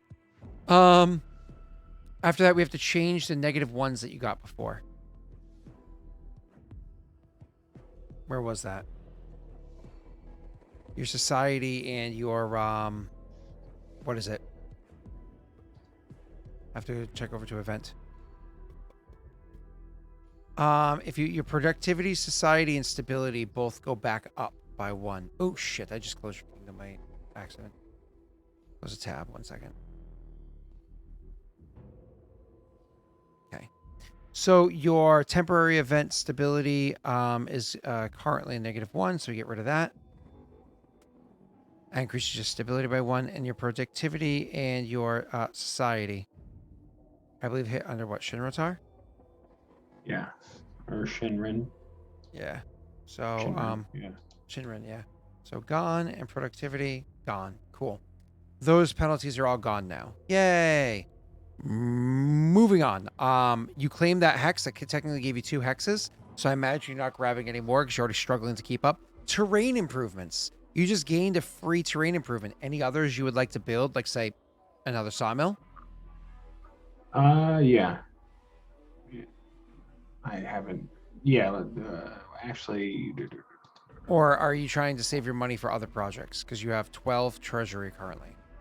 Yeah, I gotta save it. I have to save it. Is there a place where you can build a what is it called? Cell. What are you asking? The sawmill enhancer. There's a lumber yard. Lumberyard. It is 6 BP for 2 months. Is there any chance you can start plotting out 6 BP somewhere? No. I not right now. Not this round. I was gonna say, because do you have to prepare the hex first or no? To build a city, yes. No. Otherwise, no. No, to build a lumberyard. A lumberyard is a city improvement. I don't think it's a city improvement. Actually, right here it says village. Sorry, I meant it's like a town improvement. Oh, so it can't be just put out in the middle of nowhere the way other hexes do?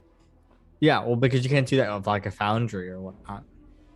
It's like you're organizing all the other sawmills to one lumberyard, right? It's like a central hub. Is how I would picture it. So there are 3 versions of this. There's the lumberyard, there's the foundry, and what's the other one? The stockyard. And stockyard, or whatever it's called, requires a town as well. That's right. Yeah. All right, so give me 1 second. The cost to construct sawmills in the settlement's hex or adjacent hex is reduced by 2 BP. That's crazy.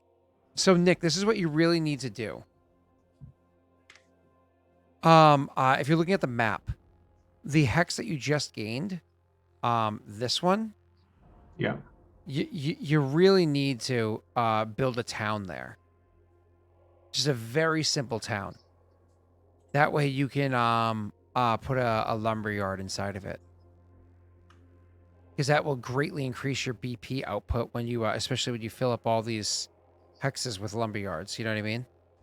Yeah. So just kind of something to keep in mind. All right, moving on. Are you doing any other terrain improvements, or do you have to save your money? I have to save my money. Can't do any? Okay. Cool. After that, you're going to do... I really hope you have a good kingdom roll. Building improvements. So one of your building improvements is specifically the... what building do they demand from you? Dance hall. Because they're jealous of the dance show dubstep. That's why nobody wanted to join your army, is because there's not enough dance. Right, Jake? Makes sense. Yeah, they're all the prospective soldiers were too busy doing the dubstep. That's right. This is in Shinrin because it was your capital where you held the event, right? Or is it in Shinrotar where you're It was Shinrin, that's right, because we already rolled the stats for it. So Shinrin. Yeah. So where do you want your whatchamacallit to be? Ugh, gross.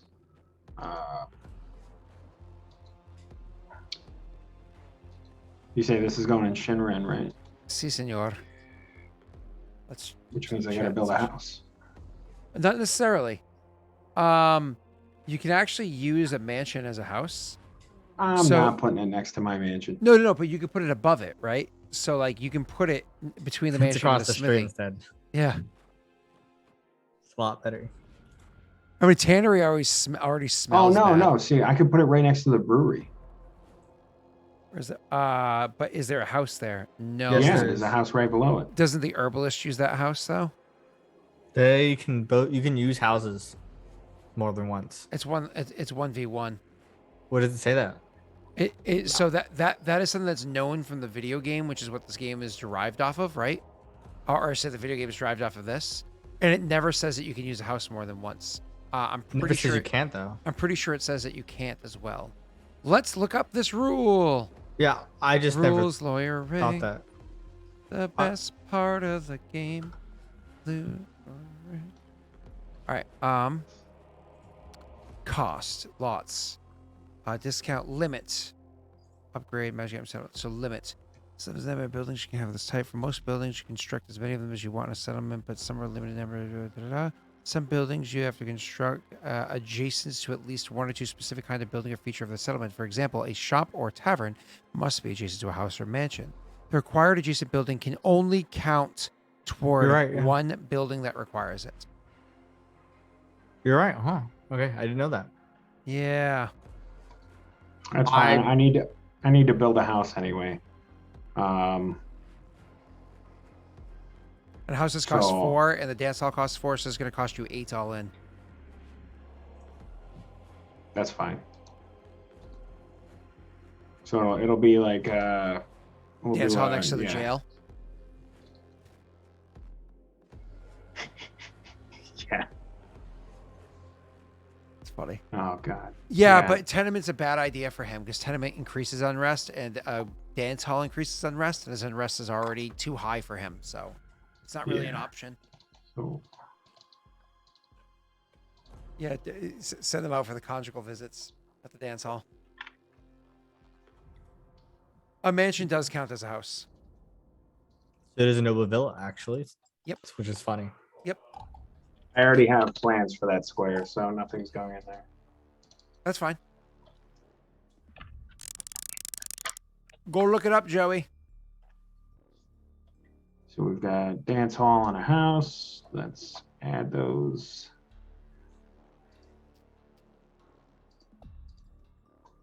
So 3. Give me that Densho dance hall.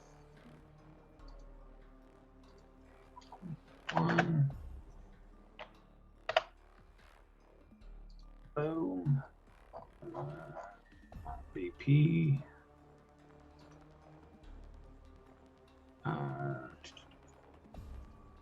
You said that was 8, so that brings me up to 4. Now I can build one more building, right?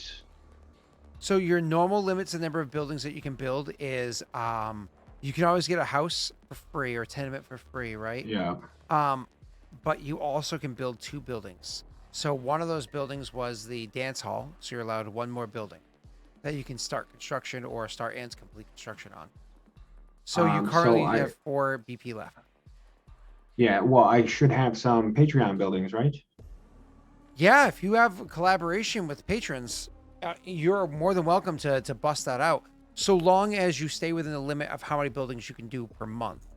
So you only have Yes. one building left that you can do, because I don't think you have the building that allows you to build more buildings. You know what I'm saying? I don't, but I do. We did come to some arrangements, so I have a sheet somewhere. Can one of you boys share with me again? I know. I think Steve gave it to me already, but No Yeah, I can also- problemo.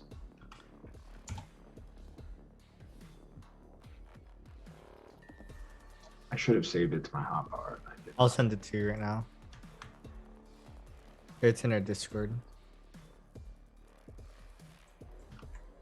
I literally only use Discord for this, so I not navigating it is not my strong suit. Tenements offer +2 on rest.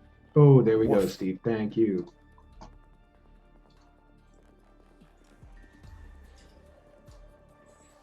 All right.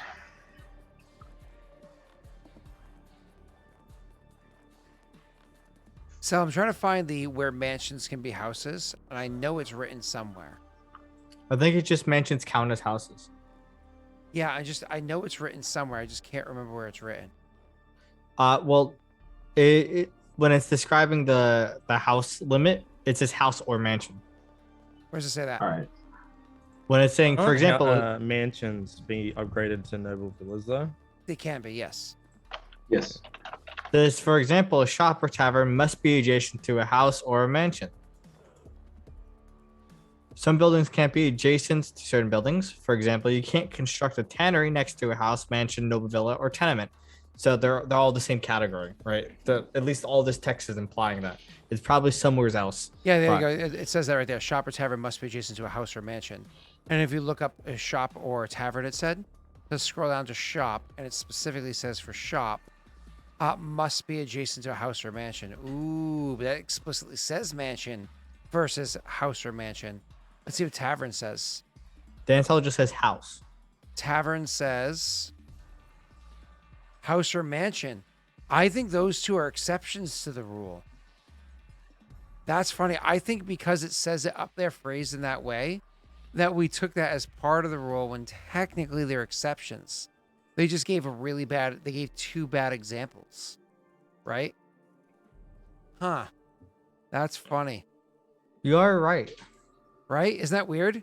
So the only examples they gave were bad examples because they set a foundational understanding. When they should have given one must be adjacent to a house, another one that says adjacent to a house or a mansion. Look at this: stable, adjacent to house, mansion, or noble villa, right? Which further would get you, because we've built stables before, give that idea that noble villa also counts.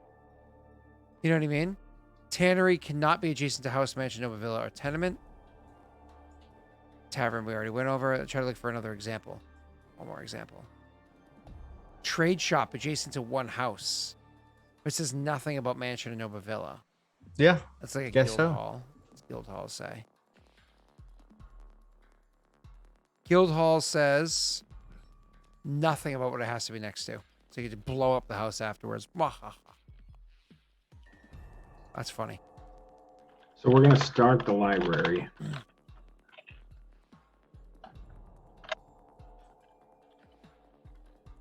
Okay, you gonna start a library?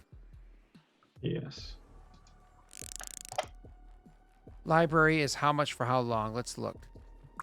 It is 2 BP for. It's looks like 4 BP for 2 months. Oh, okay, yeah. I see how they did it. So you have an empty bank account now. But it's All done. right, I It's thought- done at the end of next month, though, which is good news. I thought they were paying for that, not me. Oh yeah, if that was them, if somebody else covered the cost of that, then absolutely. yes. My apologies for making that assumption. Oh, that is my wonderful Patreon people. Cool. Contributing to the success of Kuchibashi. Yeah, it also increases your loyalty, economy, and lore next month as well. So it's 4 BP for 2 months, which is pretty exciting. Which is very awesome. We very much need it. Cool. Awesome. Moving on. All right. So you guys are paying for that. All right. I think that's it for your building. So let's go to the next part, which is going to be improvement edict includes the buildings, which we just did. You satisfied your people's request for constructing a building. So that gets rid of any concerns that happen there, or any further concerns, I should say. Create or improve settlements. You're not going to make a new settlement, at least not right now, but you should do so soon for the sake of that lumber yard, baby. Create army units. I guess you're holding off on that one, huh? Yeah. Okay. Big goose egg. Oh, I'm sorry about that. That sucks. Issue edicts. Any other edicts or changes you want to make to your kingdom? Dissent is illegal, and Wait, that's already true. yes, it is. You want to increase your taxation? No. You sure crushing taxes just give you a -8 to loyalty? That's all. Yeah, it's good. That's what I need. All right, cool. After that is going to be, I think that's the end of this part right here. So now it goes to income phase. Are you going to withdraw anything from your treasury, increasing your interest? No. Okay. All right, next. Are you going to make deposits to your treasury?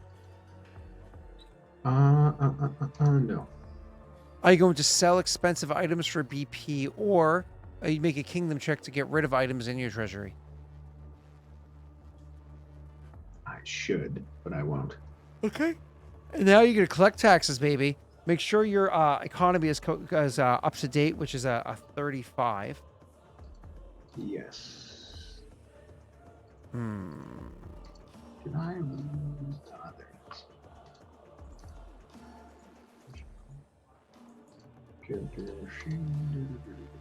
Combines up for 35.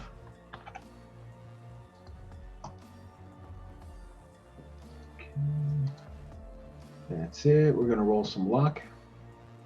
Luck, baby. Luck it. It's probably empty.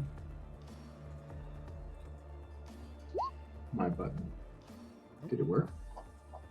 There was No. luck. Steve dropped luck in there right before, like we're talking legit right before you rolled. Oh, Steve, you beautiful soul. So I will it's roll now one more in there. time. You can roll luck. A 1 though. And don't forget that All right. Kushibashi does offer at the very end. They were asked how many bonus BP. Steve also earlier spent 1 BP. So for all of you, add 1 from viewers. So yours currently goes to 5. So Nick, when you're plugging this in, you had 1 into luck and you had 9 from bonus.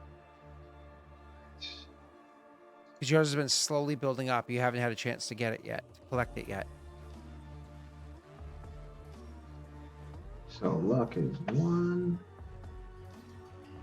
Taxation is normal. Bonus is 9.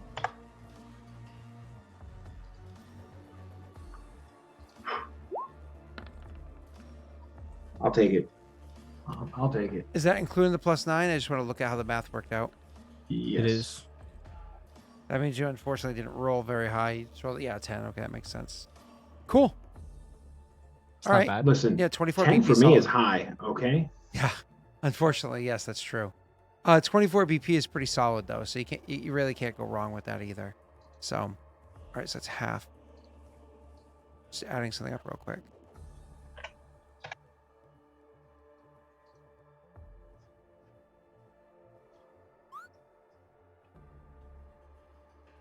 I think it's half at that point. So give me 1 second. 1, 2, 3, 4.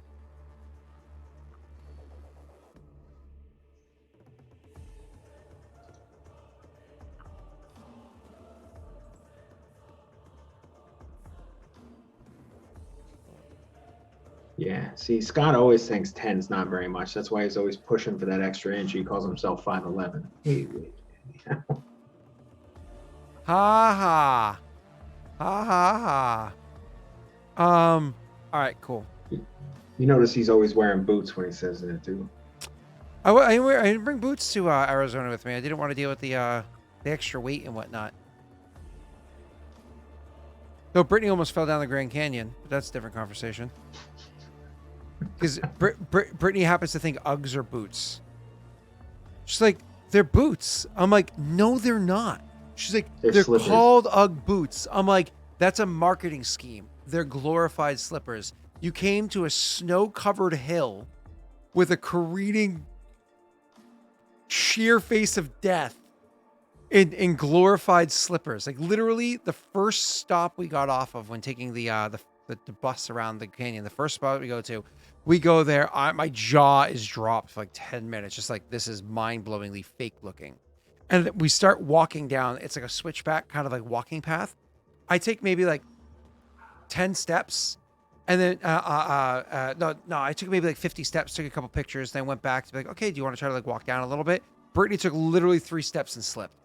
And I was like, and like almost fell on her ass, like down a switchback path.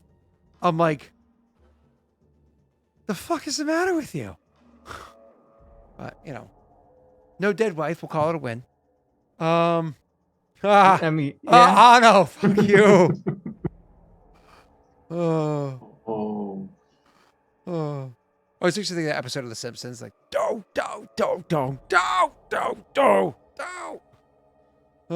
Anyways. Cool. Let's continue.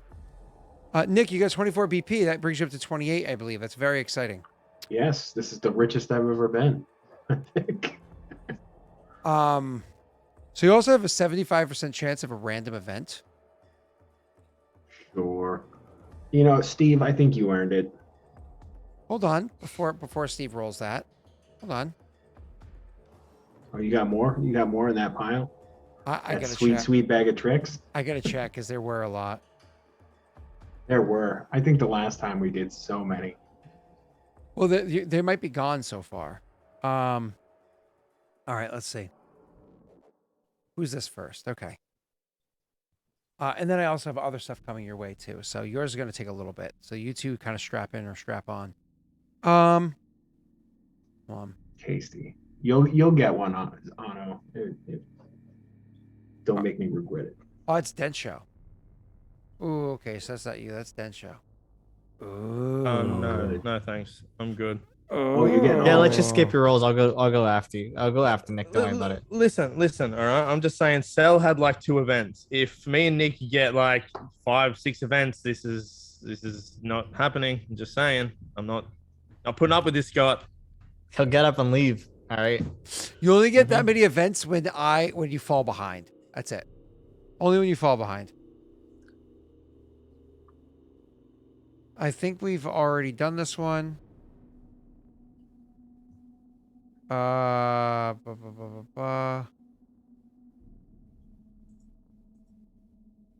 Yep, that's the arm. That's Densho. Scrolling down. Down. Kushibashi. I think I already did this one. Oh yeah, that's right. They tried to get you hitched. Yeah. And you were like, no, thank you. I sent her to Don's screen. I hear Shado, Densho, Kushibashi. Oh man, I think you're empty. Because we did so many last time. Because you did them right before the war at the beginning of it. Yeah. Oh God, let me go back to the beginning. Do you have 0? Oh my God, I think you have 0. No, you have 1. You have 1. You have 1. You have 1. All right. It's good. There's 1. There's 1. Have not rolled that one. That's too soon, Steve. Too soon. We have not rolled what one? Snaga. So I think 2. I'm not sure which one he's saying we haven't rolled. All right, so I'm going to read this one while he's answering. Are you ready for this one? No, but I don't think that matters. The Hitch and Mine. No idea what he's referring to, but I'm going to do this one right here. All right, so you ready? Many Hafue no longer feel safe in Eldamar because of the winter terrors that still haunt within the forests. Obviously, you remember what happened a few months ago, IRL. As a result, a large influx of Hafue refugees have been pouring into Kushibashi. Funny enough, this happened shortly after what's-her-name made her way here, Zhao, made her way here. A vast majority come with nothing else but the clothes on their backs to escape the cruel, cold-hearted hunters. The flood of homeless refugees who wish to restart their life here is increasing more as winter passes. How should we approach solving this refugee crisis? All right. 1 second, just seeing what this is. Okay. Ouch. Let's start answering these questions as this crisis is brought before you by your counselor. Your counselor being Daelric is the one that brings this information to you. So, is your counselor even involved? Nope. So that's perfect. Your counselor is the one that kind of looks to you and says, "Warlords, how should we approach solving this refugee crisis?" Now, Jake and Cell, please remember that your advisors are here for this. The first one to speak up is going to be your warden. This is Karzug, right? She says, she kind of scratches her chin for a moment, speaks with a bit more confidence and strength than she usually does. Just the way she sits, her posture, everything is less of a soldier and more of somebody that knows how to represent themselves as a leader beyond just a commander, right? The crown, the training and whatnot that she's been spending lately has certainly had its effect on her. Moving on. I think we must stem the flow of refugees heading our way, or else their numbers may overwhelm what our clan can handle. We can have our guards maintain order and only let a certain number of the refugees that would not be crippling to Kushibashi, a certain number that would not be crippling to Kushibashi, to come and migrate into our home. As for the rest, the best we could do is allow passage through our lands and into the rest of Jinxie to make their new lives somewhere else of choice. Now, I'm not to be heartless. I don't want to be perceived as heartless in this matter. I understand that it is a rough time they're going through. We can provide protection as they travel through our lands, and we can see to it that they could potentially find their ways to the lands of our allies as well. These are warlords that we know would likely welcome some of them there in open arms, and our allies stretch beyond just that of gesturing to the advisors here, Shado and Stensho, but also the other clans that we've had positive relationships in the past. Then she looks at you and gives you like to kind of like grasp your attention. She looks at you and says, "But the sheer numbers, I truly think, are potentially overwhelming." Next up is going to be your marshal. Your marshal happens to be Tonscreet. Tonscreet thinks for a second and says, "These strange creatures of ice have been a menace in the forest, hunting down the Hafue and Fae like sport. We must do our best to protect those seeking the protection of Kushibashi. We should send our scouts to guide and protect the refugees out of the forest and into Kushibashi's soil. We have the moral obligation to save as many souls as possible." Tonscreet then thinks for a few extra moments and says, "But our obligations don't just stop there. These growing concerns that we've discussed several times now in the forests, they're not going to stop with the winter's thaw. They're going to return year after year until we discover the root of the problem and pull that weed. After that is going to be your grand diplomat. Your diplomat happens to be Michiko. Somebody I think you're thinking about replacing. Thank you for a second. Says, Clan Wolfmar. Clan Wolfmar are most likely having their own issue with the sudden Hafue refugees that are surging into Kajinksi.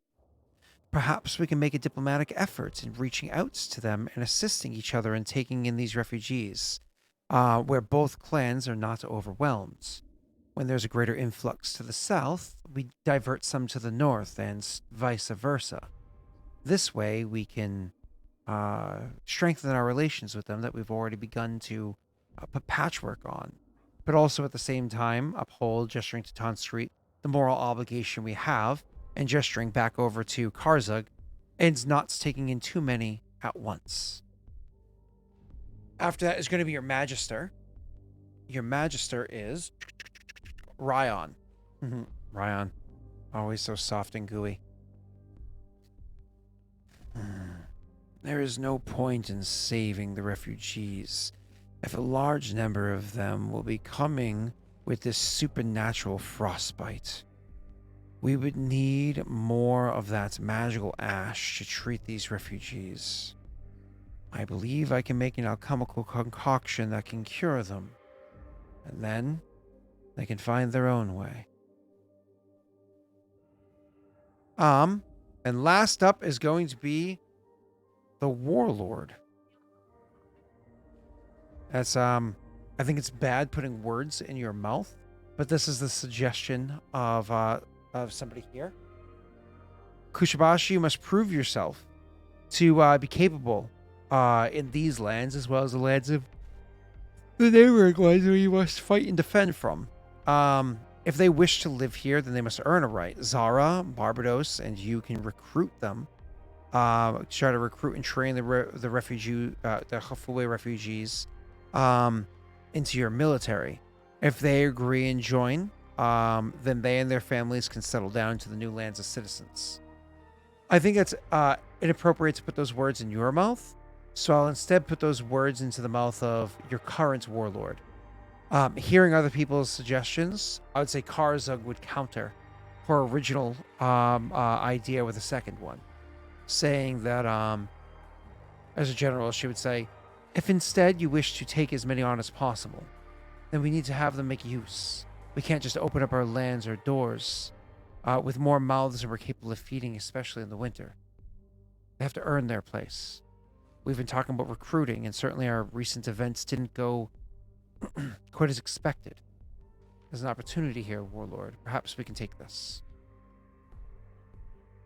Sel and Jake, if you have any questions, feel free to ask me before you give your advice to Nick. But then I would like for you to give your advice to Nick, and then I'll give Nick the floor.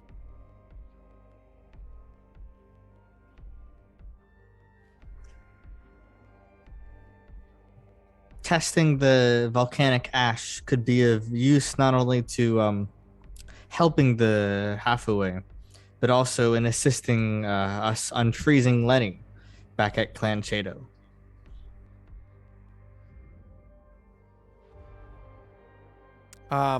Looking at you, the Magister kind of mumbles under his breath, "Opportunist." You have to sense motive if you want to know his opinion on that. Well, luckily, the Magister's actually helping Lenny at the moment, right? Yep. So it's his advisors. Mhm. I will sense motive because I have filled out the character's skills. Go right ahead, sir. No, opportunists are the Karuk who have the stands that are selling lensicles. I'm You a bit of know- gnome. You know that him saying opportunist was not a negative judgment. I figured. I mean, they want to learn about it too, so it all Hey. works. Exactly. That Ryan's not exactly a good person himself. I don't know. Does Densho have anything? Tora would just chime in and say, I agree with Kazug. You should try and take them into your army. Let them earn their way. And if they can't, flee in the night or die trying. Interesting. I'm going to use Tanscreet's advice token. Ooh. That's a good one. Tanscreet's suggestion here. All right, give me a second to make a solid bit of advice. So now that I can see the DC and everything, give me 1 second. I want to look up some details, and then I'll answer you. So that is a 0. That is a... Ooh. Hmm.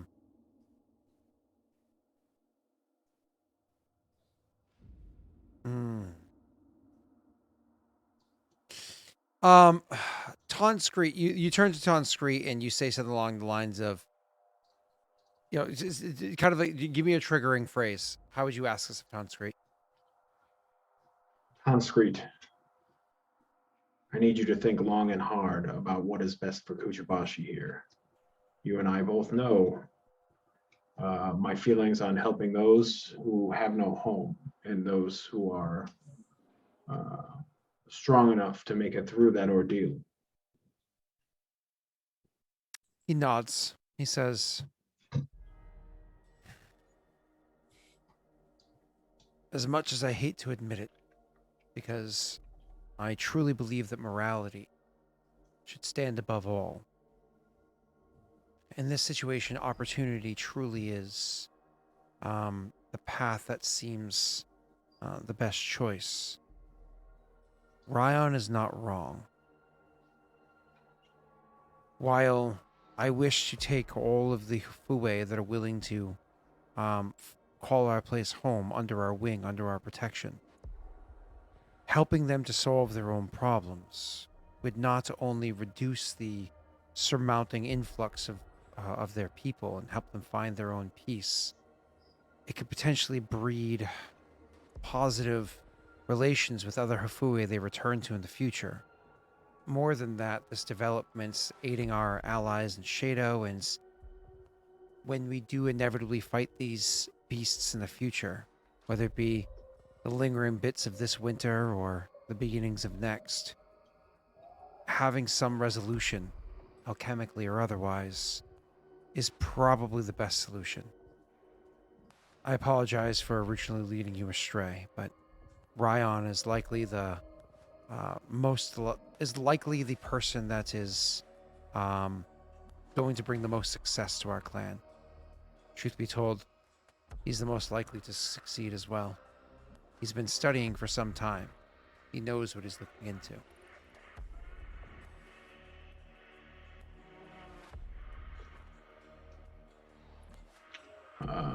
Tonscreet, you have never led me astray. And that admission there just proves it even more. Thank you. Ryan, prepare to execute. The task is challenging. For Ryan, it's an alchemical task, so he gets a +2. That gives you a +8 because his base mod is 6 and it deals with his focus. It also, once again, has the special trait of elemental insight, which we've already discussed beforehand. It's a stability roll, so whereas your other stats offer negatives, this one offers a 0 modifier, so it's still a +8 against a DC 16, which is greatly in your favor. But more than that, I believe Cell's people are working with Ryan to come to a greater understanding, aren't they? Yeah.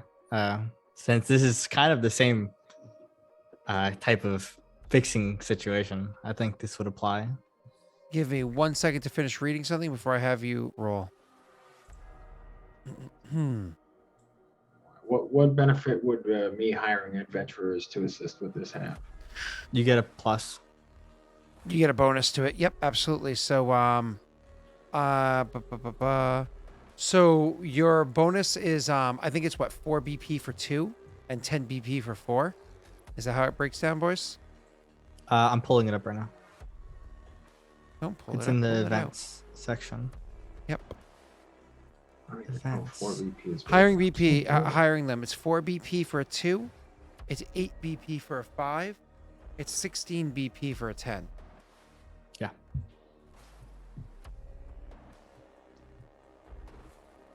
So if you wanted to spend 4 BP, you get an additional +2. You're already rolling with an 8 against a 16. So if you roll an 8 or higher, which is pretty likely, you automatically succeed. If you roll even better, you can get a critical success. Yeah, I'll get the +2. You're going to spend the 4 BP? Okay. Brings your treasury down to a whopping 24. And you're going to go ahead and roll with a +10 against a DC 16. And you can always try to use luck die if it's there.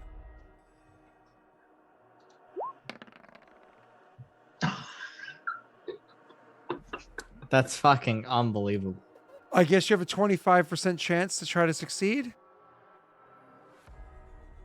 Holy moly. At least you don't crit fail.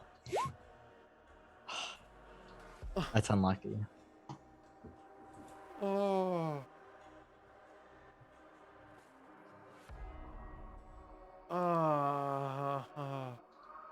How, Nick? How? You've rolled multiple 2s, a 3, a 4, and a 1. This, like, how? Yeah, is there a bonus from me helping Oh, him there out? was a bonus from you helping out. Actually, I said that, didn't I? I said that you were specifically helping, but we didn't factor that in. Because you had a 6 alone, a 0 from stability, a 2 from focus equals 8, a 2 from adventurers equals 10, and a 2 more from Shadow. So you're actually supposed to them. re-roll with a +12. And you got to It wasn't refund the any luck. one. I refunded the luck. That's unbelievable, Nick. How do you do it? How? You practically had advantage on the roll.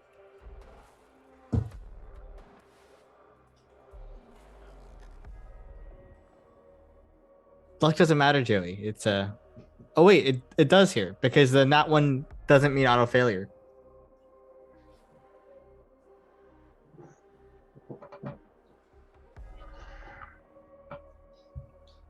Ooh,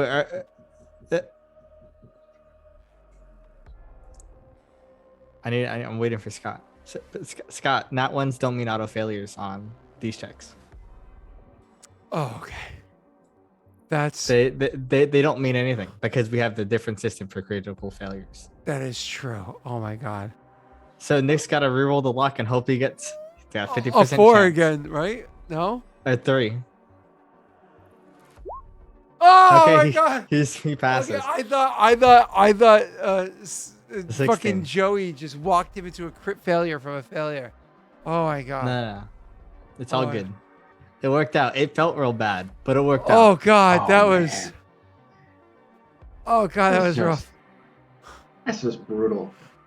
It's, Hey, you know, succeeded, okay? I'm actually, I actually am in the works of getting a podcast. I'm kicking around right now, and it's called Failing Upwards. And it's basically, just stories from people who have just failed their way into success. Snake. So, Oh, so Trump? actually me, but Trump is feeling his way out of success. But Oh God. Okay. So yeah. wow, Okay. that was a ride. Yeah, that was pretty bad. I don't think I was The ups and emotionally downs. prepared for this. Were you guys? It's Yeah. Nick, please just stop rolling dice. Oh, See, okay. this is why I laugh when Cell carries around his big bag of salt. 'Cause it's like, Well, I was salty because I failed critically twice on my stability check, causing me to get like 11 stability. Okay. yeah, it's true. I just fail at everything. So, two things happen from your success. One, he's able to come up with a way to successfully save the frostbite and Hifue that have like the growing frostbite and whatnot that happens to them. He's able to successfully find a way to save them. More or less solidifying a method of treatment in the future. It's not a perfect method. It's like modern day cancer treatment, right? Like it works, but it's not guaranteed. It works, but it's an arduous process. It's very uncomfortable, so on and so forth. It just doesn't have a 100% success rate, but it's significantly better than what it was that you guys had beforehand. Like you've come up with a combination of like chemo slash surgery to bring this out. So things are going very well for him. But more than that, I sent you guys a link in the Zoom chat. He's Yeah. also discovered a way to create that spell, Boiling Blood, as a potion that can be used. The reason why it's important because if you are under the influence of that spell, then you have, if not immunity, then extreme resistance to the effects of that frostbite, to catching the frostbite. So I don't mean curing it when you already have it. As I said, that he has a different method of doing that. But he's come up with this as a means of potentially, you know, extreme resistance, if not immunity to the frostbite in the future, like when you come across it. Its effects only last for so long, though, so you gotta kind of keep that in mind. It requires you literally focusing on it to maintain it. But that being said, moving on. He created a vaccine, essentially. Yeah, there you go. A vaccine with side effects. All right, that was the only one for you, Nick. That was the only one pre-written for you. I'm just confirming. Nope, that's den show only. I'm going to close you. Nick, the other one from this person, it's not even that month, so it doesn't matter. So, gone. This person, we already did. That has nothing to do with you. This is Tonscreet's arm. And this down here is... oh, yeah. You need a lover? Mr. Lover. Oh, Mr. Lover. Yeah, girl. How did you want to handle the lover with your brother? No, not your brother. You're that's what's his face with Tonscreet.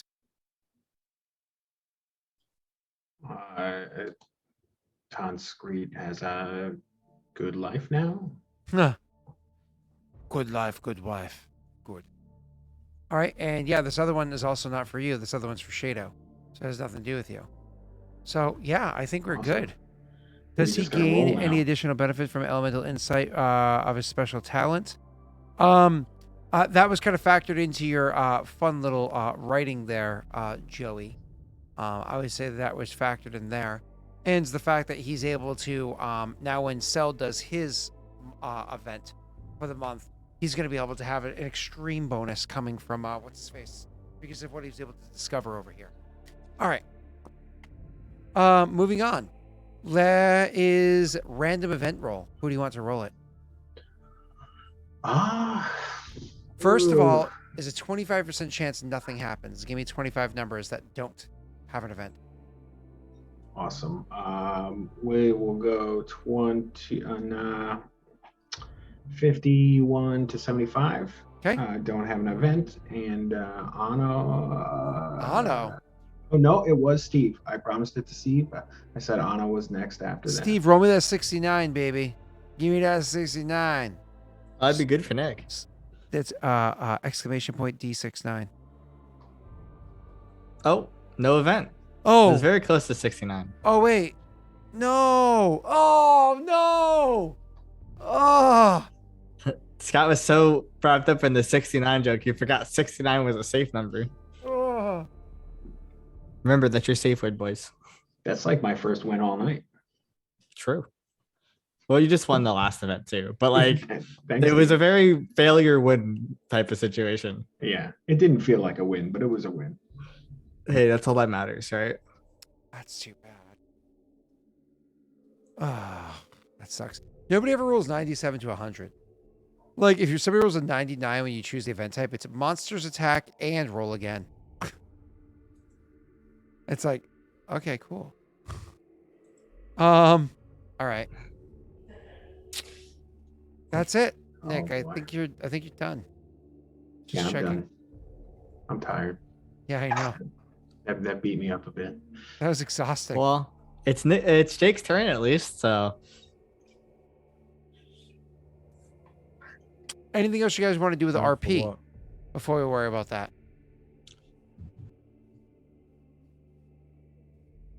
What is the cryptstone in my place? Is it a weapon or is it just like the material? Wait, this is the stone that you had received last session, right? Yeah, well, because like cryptstone makes weapons. Yes. But we didn't define it as making a weapon. We defined it as You put it on a piece of Yeah. armor or weapon. Yes. Yes, I think you were thinking of special material as opposed to what I was doing with it. Yes, that's what it was. Because I was trying to remember what it was. I didn't have any notes on it. I remember now. Yeah, it was something that you attach to I think armor or shield, and it gives you like resistance to negative energy or something like that. Yeah, and you could put it on a weapon to make it like hit incorporeal, I think. Yeah. Here, I can actually look it up real quick. I don't have the book to me, but give me a second. I'll look it up real quick. Yeah. I will write it down in a different description. I just needed to know for what I was planning eventually. Give for me a moment, sir. I'm in the right area. Just gotta find the right one. No. No, no. No? No.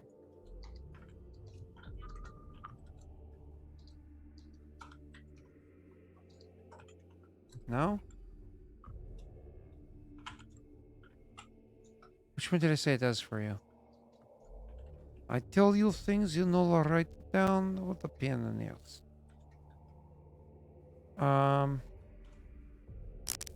What did I call it? You called it a cryptstone. Okay. Because the way I did it is I did it like an augment crystal. Yeah. Crystal augment. Don't know what those are, but yeah. They come from the Magic Item Compendium. But I know I didn't give you one actually out of that book. I took inspiration from that and the actual Cryptstone, the special material from Pathfinder, and gave you my own modified item. Okay, that's It wasn't. No, It we're not wasn't talking a about- we're not talking- stone. Yeah, we're not talking about the ones that floating around Pestil's head right now. Yeah. He's talking about something else. No. Because this is specifically supposed to attach to your armor, as what I said, right? It's not important at the moment. I can't buy it. Huh? It's not important at the moment. It is. 1 second. And then Jake was up next, but do you guys want to have any important RP with one another before we just jump straight into Jake's kingdom rolls? Because I'll gladly just jump into his kingdom rolls, but I wanted to make sure there was nothing important else that you needed to say to each other. Yeah, I think we just broke apart and went to our own cities. So Other than Jake working on expanding the messaging stones, I don't think there was anything we really needed to talk about. Yeah, I don't Yeah, because I agree. the only important thing that I had we already discussed. I think you have to check the clip as to what it was that I had said to you it does, because I genuinely don't recall, because it's been weeks. And I know that it was a crypt stone is where I got the phrasing, because it was a special material from over there. But I was using it like a augment crystal from the 3.5 book, but my own modified version. And I'm pretty sure we went for a shield, so a defensive, not an offensive version of it. I'm pretty sure is what I did. So I'll look for it now. yeah. Either way, so what?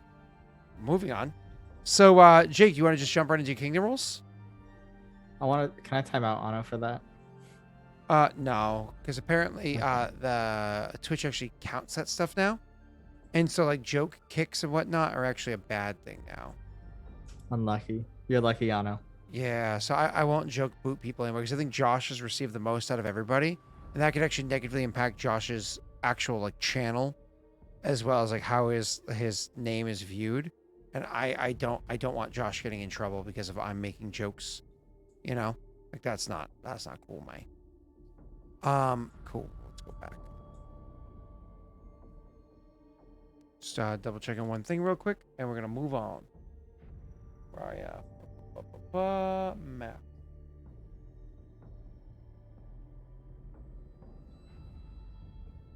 And map.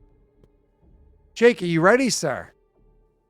Yeah, I wasn't expecting to do my kingdom rolls today, but let's. Sounds like you're let's ready. do it then. Yeah. Okay, let's start it up. Jake has a very small kingdom. It's itsy bitsy, teeny weeny, whiny.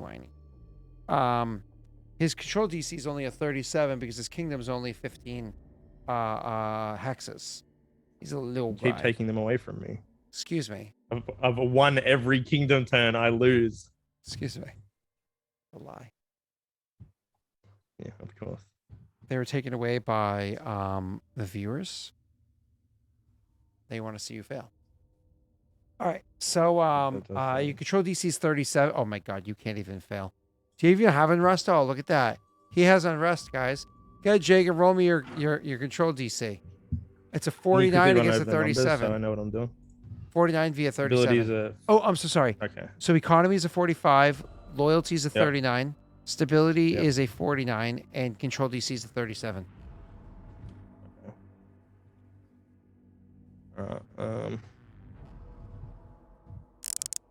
It's upkeep, right? Upkeep phase. Si, senor.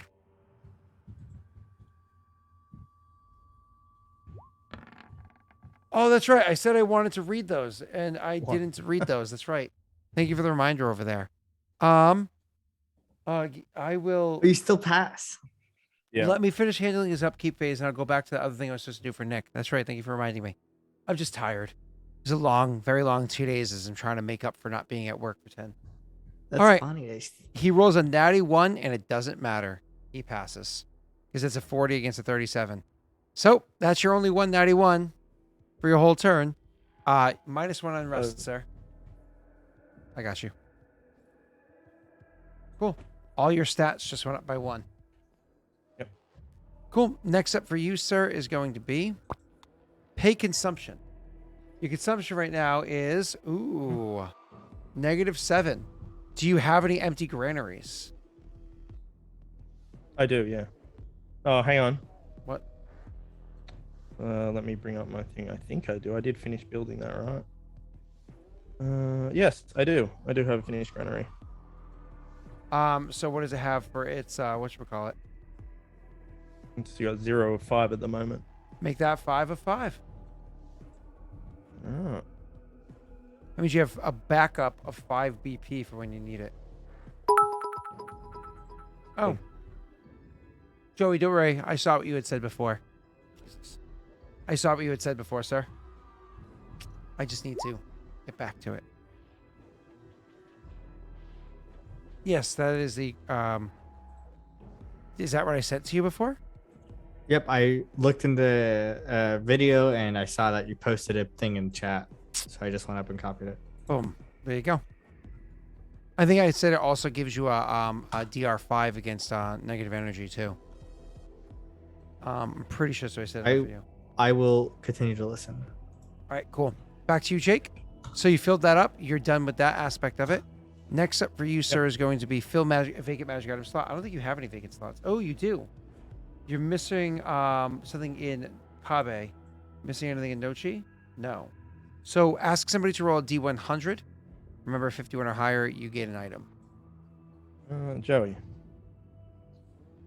D100 for us, BB.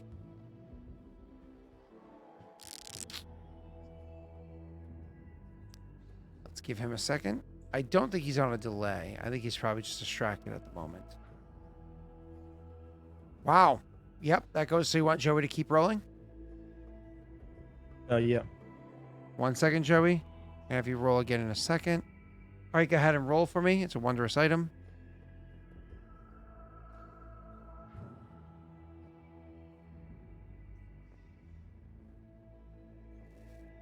His result tells me what body type it is. Jesus Christ. I wish you had rolled that next time. Why couldn't you roll that for his event phase? Those would be horrible things. If this was the event phase, just to be clear, you would have just rolled monster attack and vandals and then something else after that, which would have been awesome for me. Anyways, it's a slotless item. This slotless item.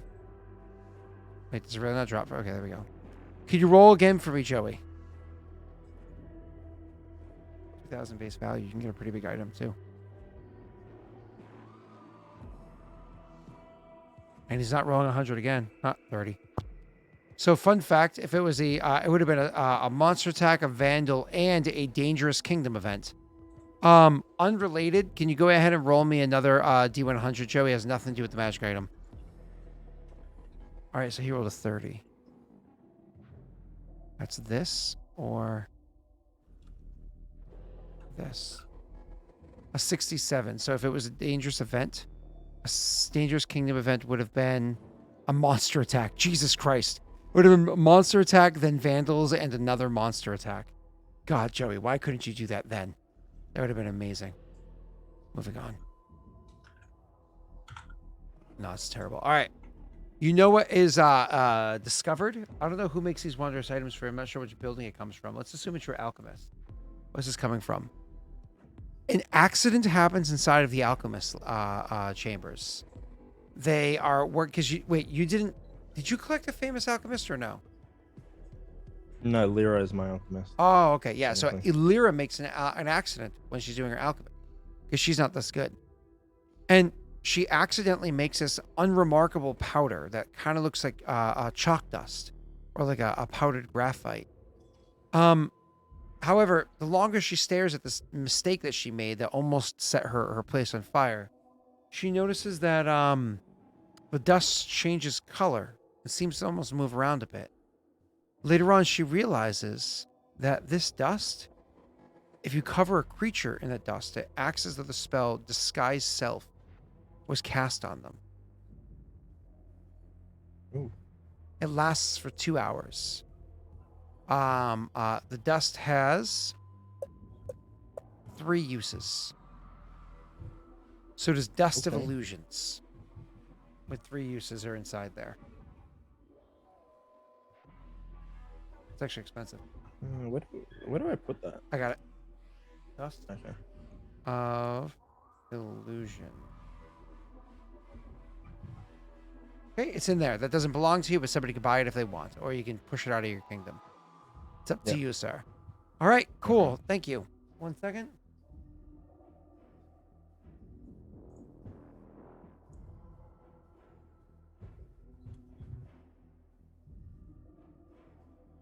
Jesus. Okay, that's another big one. All right. Anything else for your opening? And then finally, do you want to use your Royal Enforcer to modify Unrest? Because you have 1 bit of Unrest left. Your loyalty is a 40. Your DC is a 37. Unless you're all natty 1, you automatically succeed. Yeah, I don't think I need to. Well, if it gets rid of your Unrest, if your Unrest is at 0, I'm building a house this turn though, so it just produces it anyway. that's true. Is there anything else that's going to bring up And there's no unrest? risk at all. The only reason why I'm mentioning it is because you can actually gain BP when your unrest is 0 when you go to the upkeep phase.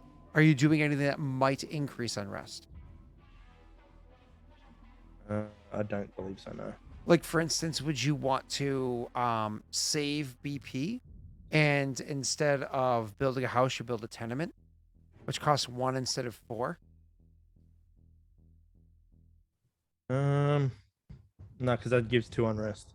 Correct. So that would bring you from Yeah. 2 to 1 to 0 back to 2. Yeah. No, we don't do that. No problem. That is your choice. Moving on. After that is going to be the edict phase. Before I get into this, I really want to finish up the other shit I was supposed to do it, Nick. Do you mind sitting on your thumb? Yeah. Go ahead. Think about your leaders for a second. All right, Nick. Some shit happened. I forgot to mention it. Do you mind? Maybe. Cool. Remember that failed event that happened a little bit ago? Which one? There's so many. The festival that you rolled? Of lights, yes. Yeah, it was shortly after that festival, because this had transpired prior, that Barbados had decided he's going to be leaving. It's time he leaves. His calling is elsewhere. But the news comes a bit strange. He has a calling to head west. He knows that there is fortune that can be had there. He has much promise. He can make a name for himself. He could bring his own name, potentially build his own clan in the future. But of course, he cherishes his time that he spent with Kushibashi, including the first few nights he joined Kushibashi. He certainly enjoyed his time one of those nights, because it was recently discovered that apparently Zara might be with child, and it's Barbados who is going for his calling. He hears, of course, the call of his god to head to the west. Whoa, what a bastard. But he doesn't want to leave his Zara without a means to raise the child. And certainly he intends to return in the future. So yeah. Barba baby.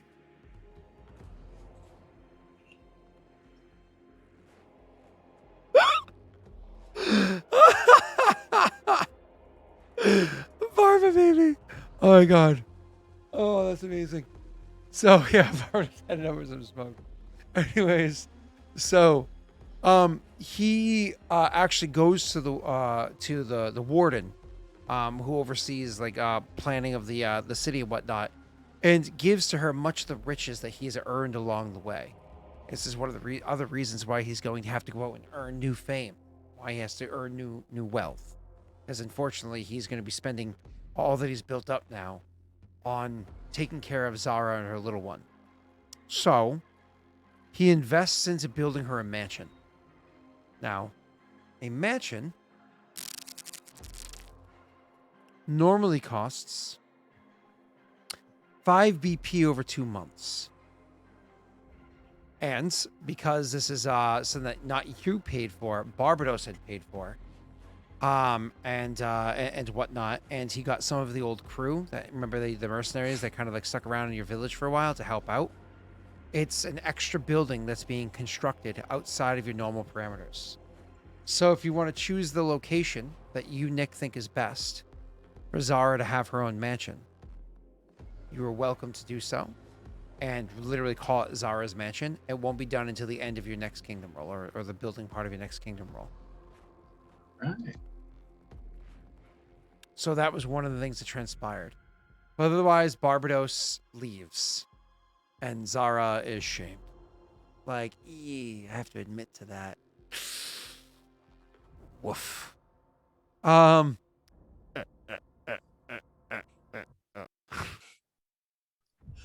This makes his death all the sadder. No, it doesn't. He was a bastard. He murdered 2 people and for 2 coins. Smash and dash. Oh boy. Oh god. All right, moving on. He's a true menace. Give me 1 second. There's another thing that came your way, another event that came your way as well, Nick. Things went horribly with that last event you tried to roll. Luckily for you, not everybody heard about the failed events that you threw. It was such an abysmal failure. Many people just choose not to talk about it. That's such a like Kushibashi thing. To just This be like never that didn't happened. happen. Oh. It's like you could look at like the whole family takes a Christmas picture every year, but mysteriously like 2017's missing, and you're like, "Where's 2017?" There was no Christmas 2017. Okay, why? There was no Christmas 2017. Anyway, so you end up getting a dignitary coming your way. We'll say it's your grand diplomat or whatever it goes to inform you of it, but either way, it's Warlord. May I introduce you to Gital Atlan, or sorry, Atlan Gital. You know the name Oh. Atlan. Yes. What's her name? Correct. She is of the Atlan clan, or the former Atlan clan. And the Wildfire Tribe. Correct. So when they say that, they turn and they look at you. This is your diplomat. Gives you that knowing look, like Atlan. So how do you greet them? Please enter and be seated. They nod, and they say, "Thank you, Warlord, for taking the opportunity to meet with me. I am honored to speak with you. The person that stands before you is a Karak. You think they're probably half orc, maybe leaning more towards human in genealogy, but they're older. They're like old, borderline venerable in age, right? And so this is somebody who's probably in like their 60s or so, right? Like definitely old. And they're standing there before you. That's thank you for giving the opportunity to speak with you. If I may be frank, he says, and you can definitely tell that this person is the soldier type, not somebody that's going to come with too much flowery language. Speak. There's word, a rumor, that's one of our former clan members, as a matter of fact, the heiress of the clan, that has since unfortunately fallen, has spoken with you recently, has begun dealings with you recently. I come to verify this rumor.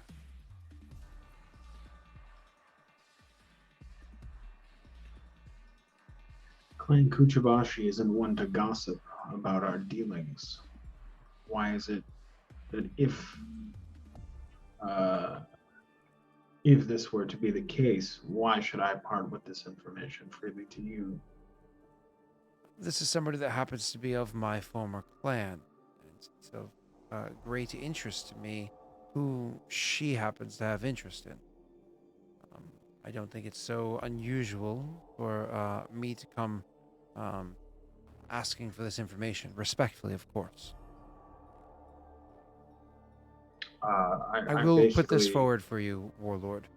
I come on behalf of my own interests and the interests of those that would hold true to their hearts Clan Atlan, and of no other clans.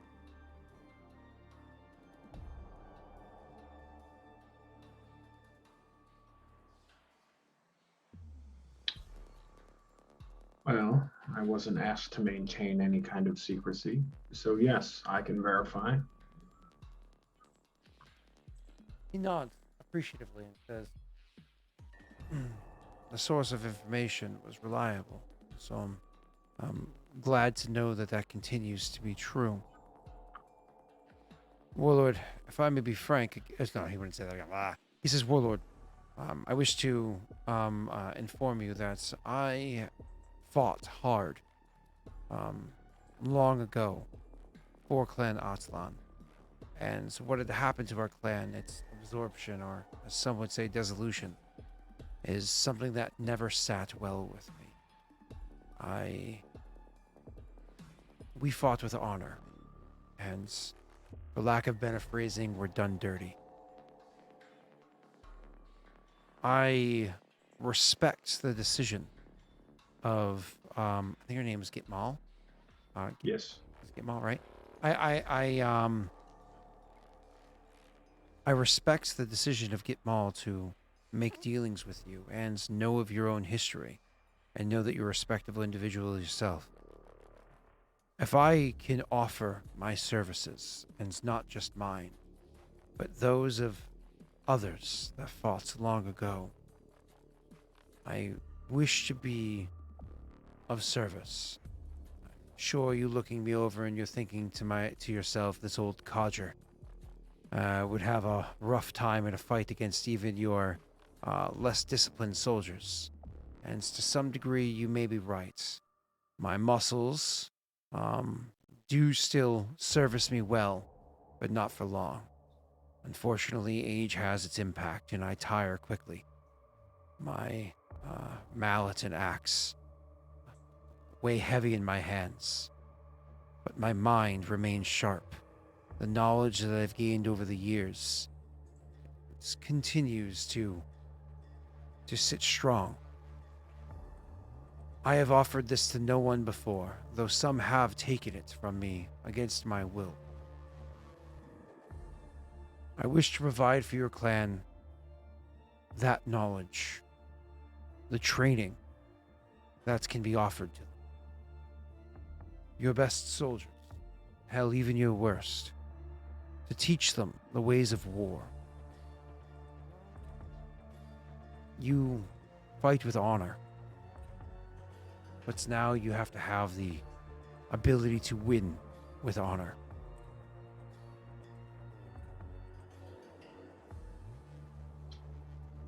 Clan Kuchibashi always has its doors open to those who are capable and those who build their own.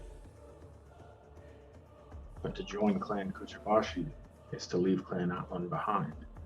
He shakes his head and says, I will never leave my clan. I have never changed my name and refuse to do so, which is why some see me as clanless, and I live a comfortable life, but it's not exactly one of status. I wish not to change that. What I do will you do when I bring you in to my home to train my forces and Gitwall comes knocking with a horde of fanatics from the Barren Lands? Unfortunately, the decisions that she makes as a tribe member to the south, I don't condone. I see her and what I know of her her situation, and I'll be honest, I don't know it. I don't know too terribly much. She's secretive of that part of her life, and I understand why. But she's a duality of sorts. Effectively two different people. She's not Lan, but she's also a wildfire.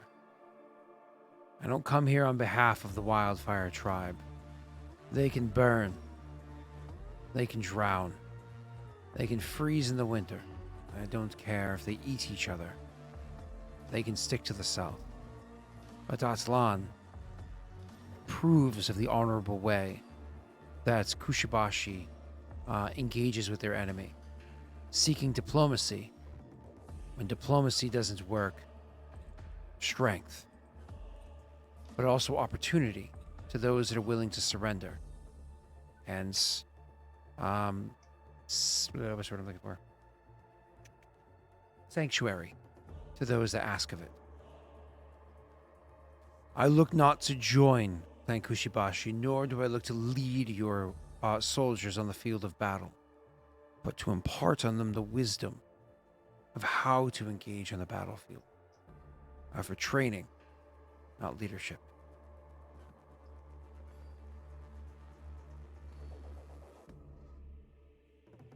I can accept this.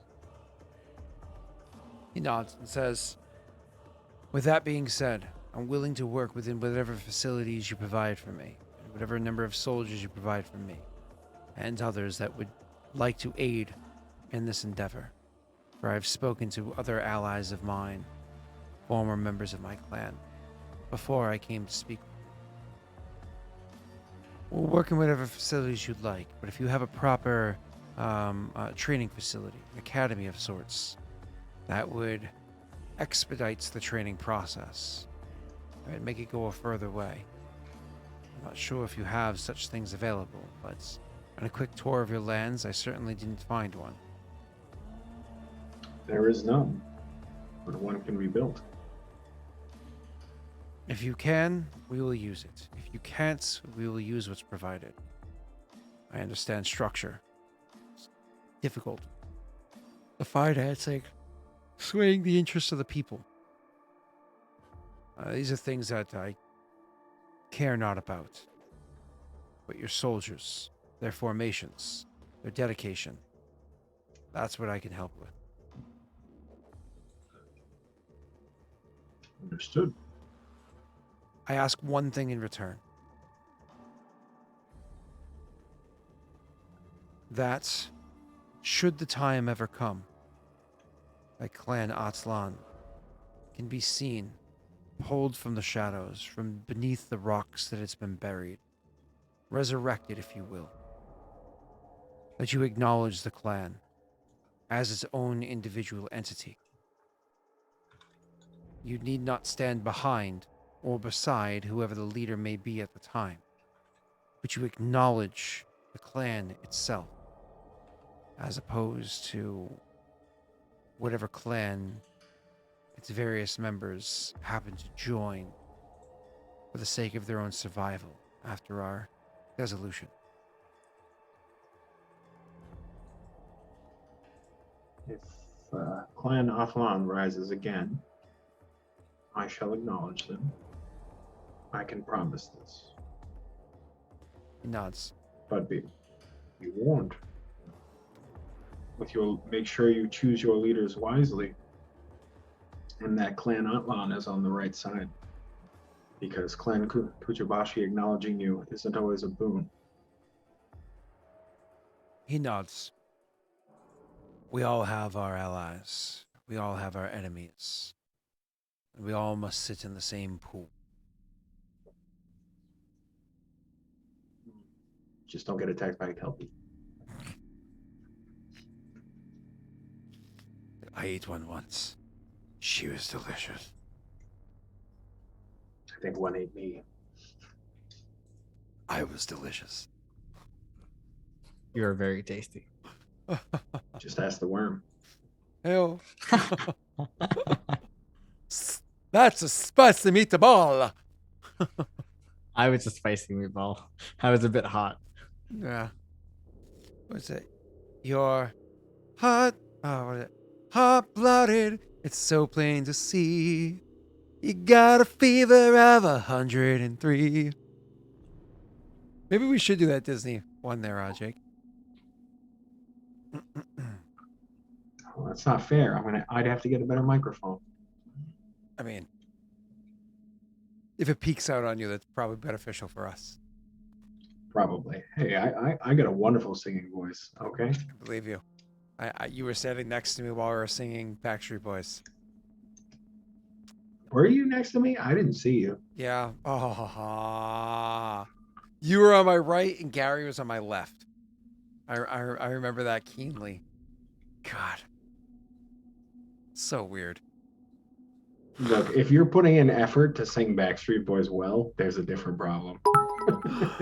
I was putting in effort to be, why does your Italian sound like terrible Jamaican? Oh, God. Brittany would approve of that joke. Brittany would approve of that joke. Oh, that's amazing.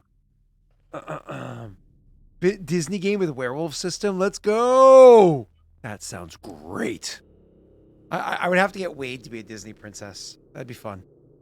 I could support that. Yeah. All right. So I could totally see what's his name, Tyler, being a Disney princess. Fucking loving the shit out of that. Rena would. I think Rena would either be completely against it or way too into it. Like showing up full cosplay, and we're like, whoa, Rena, like sweatpants are okay. And she's like, I'm not Rena. Anyways, so where are we going? What was next? We're done with you. We'll handle that your next Kingdom event. Back to Jake. Bow, bow, bow, bow. Hey. Jake-alicious. Jake-alicious Drip. Any changes to your leadership? I don't believe so. No. Because you are stuffed. The only bad one currently is Mortifer, correct? You've yet to juice him up. What about Mortifer? He's your only bad one so far. Yeah, that's right. I actually need you to do me a Mara. favor though. What's up? Can you, while I remember, give Joey access to Misumi's sheet and also Marunda's? I Is it Give me- Marunda that he needs? give me 2 seconds real quick. Mortifer Yeah. Taskmaster. It runs off of either dexterity or strength. Oh, that's why. Because his other stats are okay. That's why that makes sense. Okay, who did he have to get? Misumi and Densho Marunda.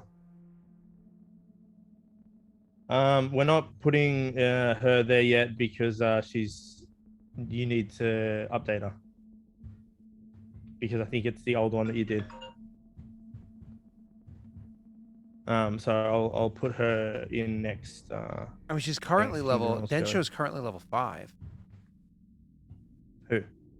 Densho Miranda. Oh yeah. No, we changed things around. She's going to be level 6 now, and I took Misumi as a cohort, so she's getting leveled up. Whoa. As soon as your Yeah. cohort. Oh Yep. boy, she's also level 6. Is that correct? She'll be level 7 because I've got Wicked Leader. Oh, that's right, and she's evil. Yeah. Oh, that's right. Oh, at level 7, she technically can get a leadership as well, which she's not. No, she's not. Level 7 though, she gets another feat, which is sexy. I don't know what feat she can grab, but she is what position is she in currently? Grand Diplomat. The diplomat. Oh my Yeah. God, what's her diplomacy? 9. Yeah, It's a Joey 15 currently. redid her in one of his other things, and I've seen it, and it's pretty good. Well, currently So- what she's offering as a diplomat is 1, 2, 3 plus 4 is a 7. She offers a 7 as Yep. the grand diplomat, which is accurate. I should have a 3 over here. But being level 7, she could actually grab the leadership one. What's it called? Practice leader or whatever. What's it called? You talking about natural ruler? Is it natural rule? No, not natural. Is that what it's called? The one that everybody loves? Yeah. Yes. Oh, so yeah, she could actually, in theory, grab natural ruler, which Okay. realistically would increase her stability effect by 4. Your Yeah. stability would be so insanely high, you better start growing your kingdom because holy crap. That's what I'm doing. All right. I keep growing it and just losing it at the same time, so it just remains stagnant. So are you gonna have her grab natural ruler? Yeah, I didn't think of that, but yeah, Joey, we should do that. You don't need to buy level 7 for natural ruler. You don't need to buy level 7 for natural ruler. Need to be. Yeah. You don't need to be at level 7 natural ruler. Yes, but you have to be permitted to be natural ruler. And part of natural ruler, I believe, requires you to have had a leadership position for a year or whatever. And she now has that. So, well, to be a leader or whatever it is. Well, now I have to look it up. Yeah. Yeah. You have to be a leader. I'm looking right now. Kingdom just- building. Here are the rules. So I can tell you, you fucking fools. Yeah, you have to be any leadership role. So now she has a leadership role. She can actually grab natural ruler. So I'm just gonna go ahead over here and put a feat that increases this. So Masumi is gonna be 3 plus feet. Means that she has an 11 here. Does that affect over on the advisor tasks as well? I don't remember. If it does No, or it not. does not. Okay. Yeah, it does not. Yeah. So everything else can be worked on afterwards, but I just apply the effect here because she's obviously she's going to have had that going into this, right? Yeah. Cool. So that's an easy Yeah. one. I don't know what's happening with the other one, so I'm not going to apply it now. Cool, Mm-hmm. cool. Moving on. All right, so that's a huge stability. Like you could take a -20 and still luck to win stability. Yeah. So moving on. His volcano would never erupt if you know what I'm saying, boys. So going back to Clandensho. Anything else at your leadership? Nothing? Nope. So because your expansion is only standard, you can only claim 2 hexes. Whereas if you change your expansion to aggressive, you can claim 3. If you did expansionistic, you can claim 4 hexes. Right now, it's Yeah. only 2 hexes a turn. How many hexes are you gaining, and where are you gaining them? I'm gaining 2. I'm gonna take this one back down Okay. here that was taken from me. That didn't have a farm in it, did it? I don't believe No. it did, no. No, it didn't have. I don't think. Let me just look at your... Yeah.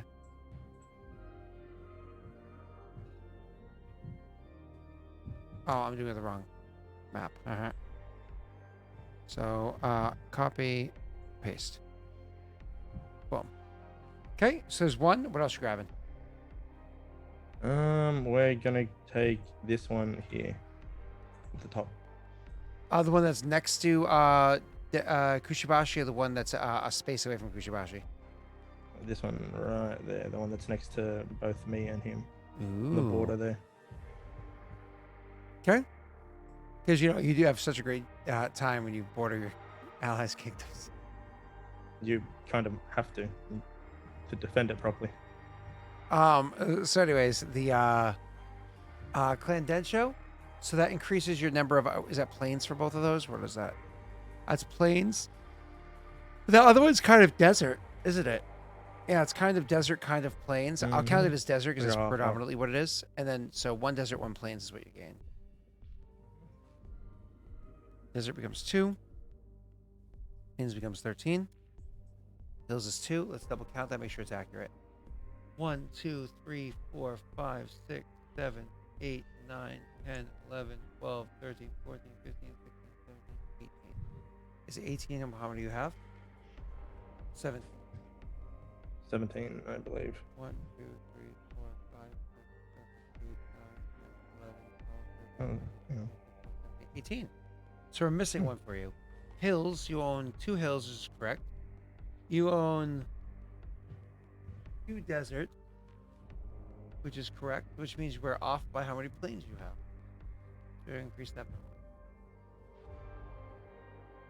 1. Okay.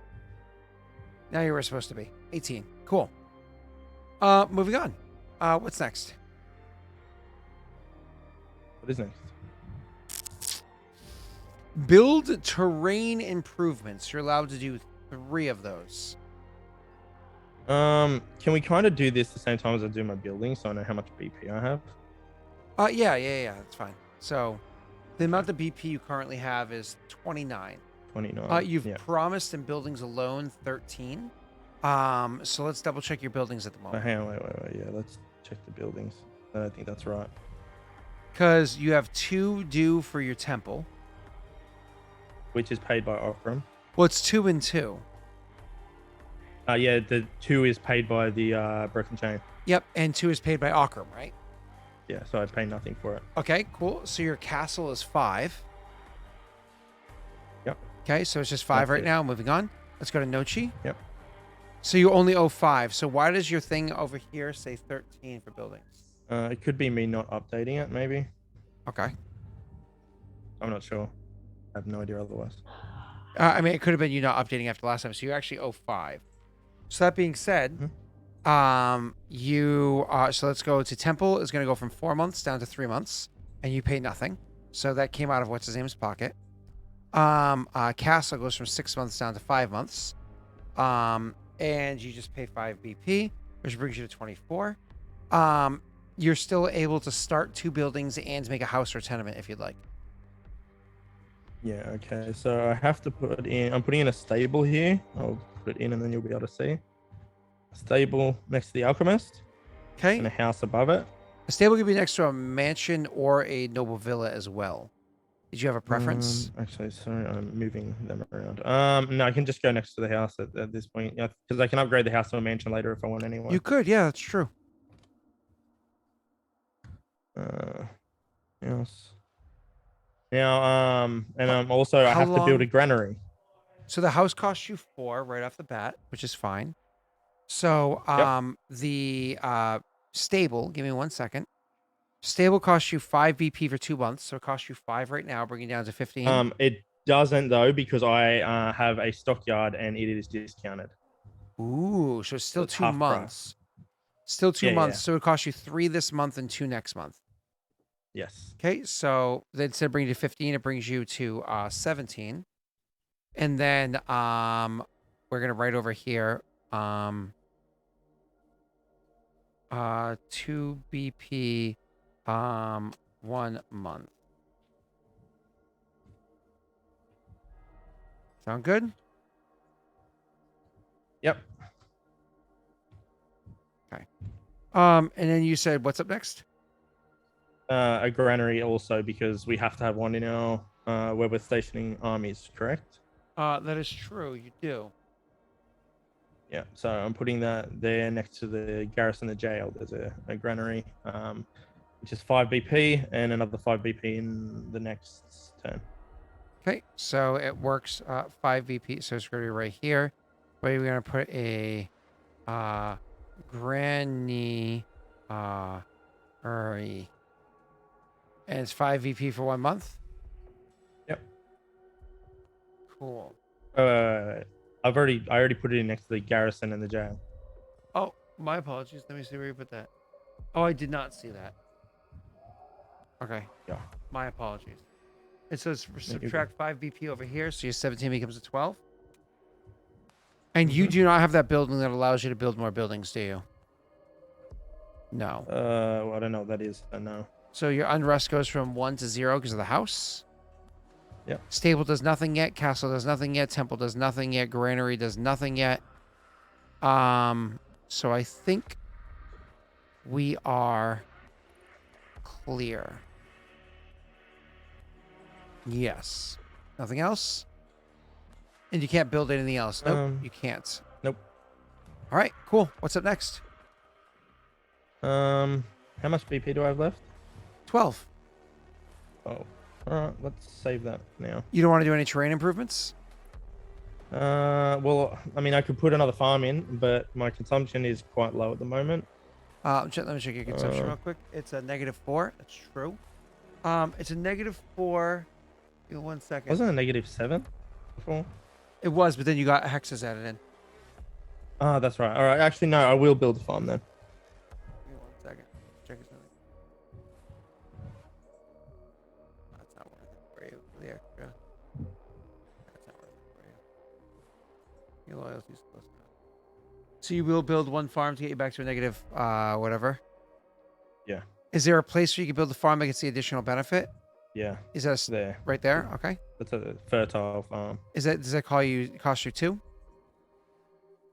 On plains. Yep. Do you know sell? Because I don't off the top of my head. For what? Fertile farm. Farm on plains. I think it costs 2. Yeah. Okay. 2 or 3. I'm pretty sure it's 2. Here, I'm pulling it up right now. Okay. So that brings you there. So once again, you're still good with your farmland there. Anything It's 2. else? Can you build a farm on a hill or no? You can. It costs 10. 4. Would you want to build a farm here as well or no? Not this turn. Cool. I mean, your negative consumption is huge. He's getting ready to have that be flat. So, he wants his reserve armies and whatnot to be so big that that's flat. And then he has enough for his Right, so I granary think to pay for his that's- armies when they go active. That's his plan here. You added the house in, right? Actually, I did you not really in the drop down down below there? area. Nope. So you're gonna want to Oh, add yeah. one more down there, Good. which just changes your overall number of Oh, people. their house 3. Cool. All right. After Okay. that, sir, is going to be Sorry, but did you add the farm in, or do you want me to do that? I did add the farm, the fertile farm. Okay. All right. Yeah. All right. Good. Okay, so you only do that one terrain improvement. You don't want to do any more roads anywhere. You don't want to do anything else. No, I need the BP. Just double check something about you. Because roads, you have 6. 1, 2, 3, 4, 5, 6. There's actually technically not even a road that goes to your second town over here. Because it goes 1, 2, 3, 4, 5, 6. If you built 2 more roads, it would increase your stability by 1 and your economy by 1. How much are roads? On plains, roads are. Give me a moment. 1 BP. Oh, really? Just 1? Yep. Oof, yeah, I'll build the 2. So you're gonna want to build a road underneath your town Damn. here, and then where is your last road gonna go? Do you want to build it? Ooh, hold on. That's on plains. It goes to there. Oh, you could put one here, so you have a more direct path to your from between your 2 towns. Yeah, I can do that. Would you want that? Does that sound like something you'd be Yeah. interested in? Yeah, because it means the armies move faster in between them as well, right? Move faster on the road. Correct. I was gonna say the only other thing I could suggest you doing is this one down here, but it costs 4 instead of 1. Yeah, I don't need to do that yet. Okay, gotcha. So give me 2 seconds to set this up the right way for you. Okay. Mm-hmm.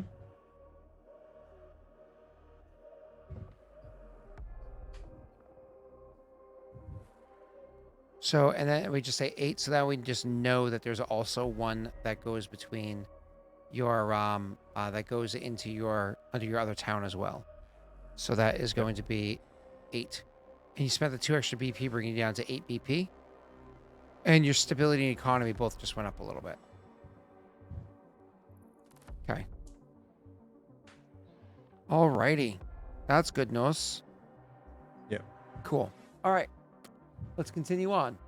After you're done with all that fun crap, the next thing up for you is create army units. Are you going to do some recruiting, baby? No, not yet. Still going to wait one more? We're gonna focus on that stuff in the spring. It's the end of winter. Yeah. I think he's waiting for his castle. I think he's waiting 5 more months. And then he's going to be like, here they come. All right. I'll just smash it with a huge attack before the castle's made. And we'll be fine. No. All right. After to issue edict, are you happy with all your edicts? For instance, if you're going to grow your kingdom very fast, going from expansion standard to aggressive, it increases your consumption by 4, but you can handle it. Decreases your loyalty and stability by 1, but increases your economy by 1. Once again, all things that you can handle with 0 negative impact to you whatsoever. But it also allows your hex to, you can claim 3 hexes at a turn if you want to. And then if you want expansionistic, that's more consumption than you can handle right now for free. Yeah.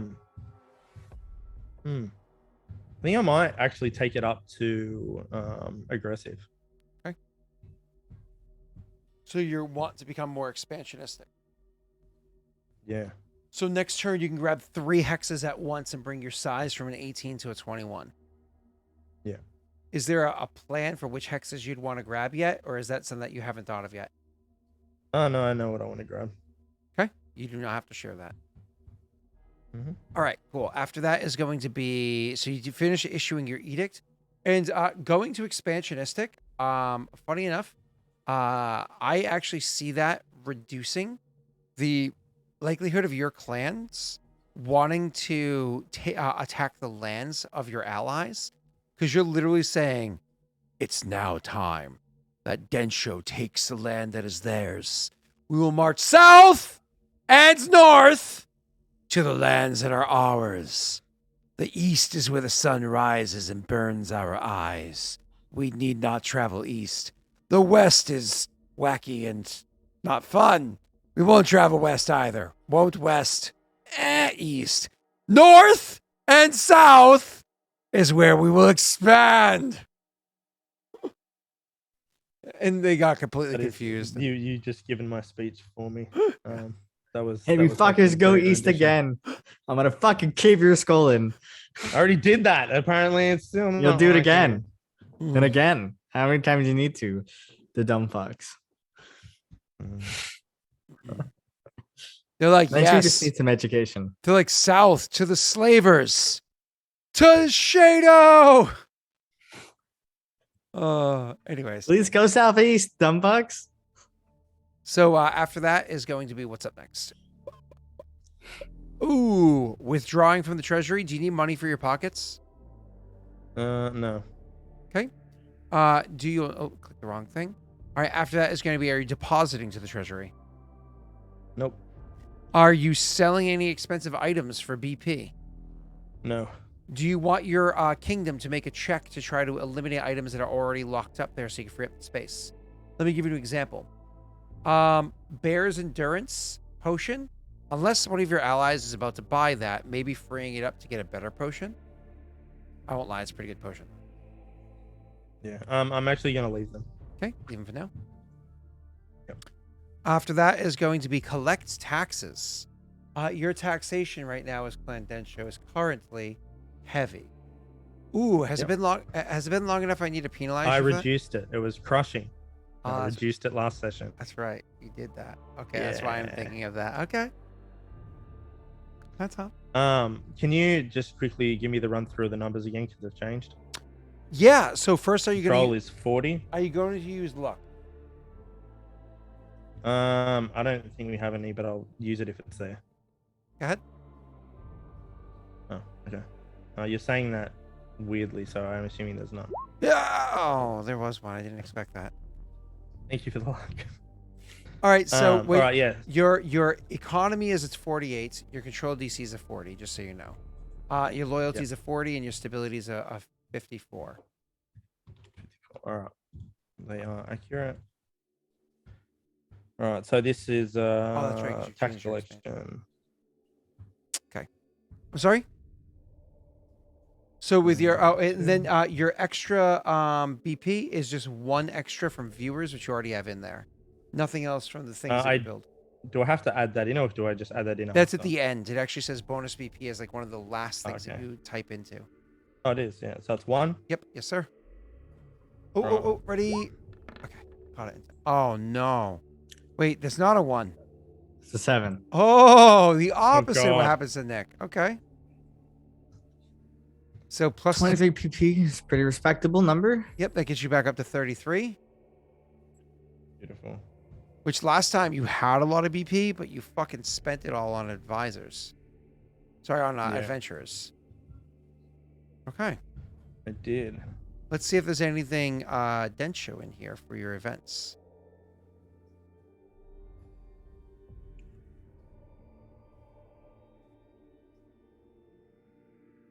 I see. No. Densho. But I don't know if Norway wrote a December event or a January event, or if he did. If he did, maybe they were already satisfied, so he deleted them because they weren't ongoing things.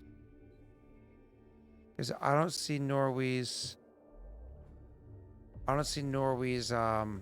December or January. So nothing there for now. All right. Let's go to Ano, Snaga, and Steve and see if any of them have one. This one is Shado. So that's not you. This one is Densho, but not until February, so you're safe. This one is, Densho. Okay.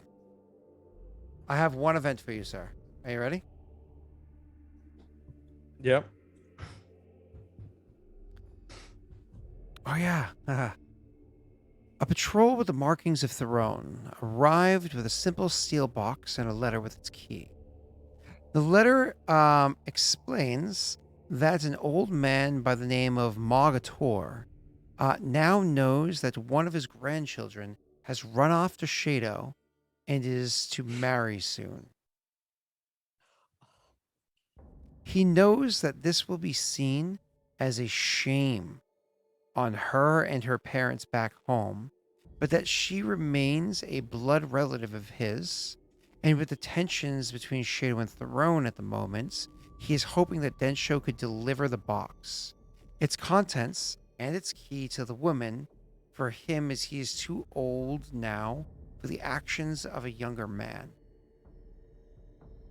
He offers a number of rewards for the delivery: a fair and generous sum of money, a few scrolls of both imported magic and or gathered information, a sturdy battle axe, and one of their specially made spiked chains that served him well in his youth raiding Perrin troops who came too close to the border back in the day, or even some names and offers of introduction to some important people in Eastern Kajinksi, just so long as the delivery reaches his grandchild.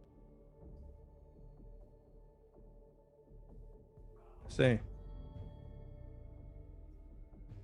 Interesting one, because she's probably gonna get killed.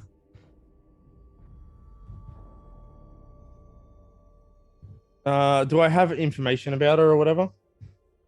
Information about what? Who I'm supposed to be delivering to? Yeah, they give you the name of the woman.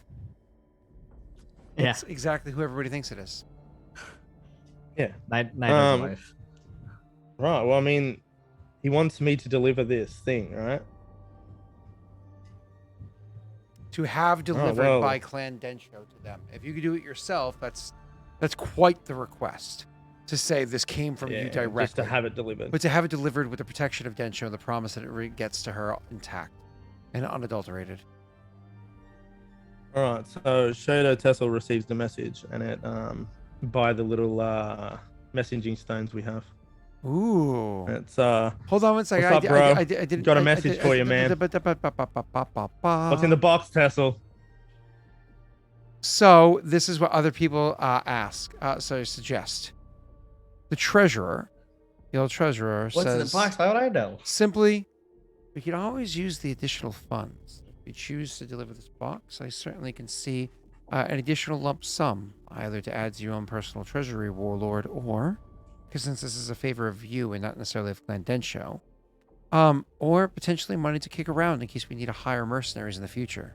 We've seen how useful that can be.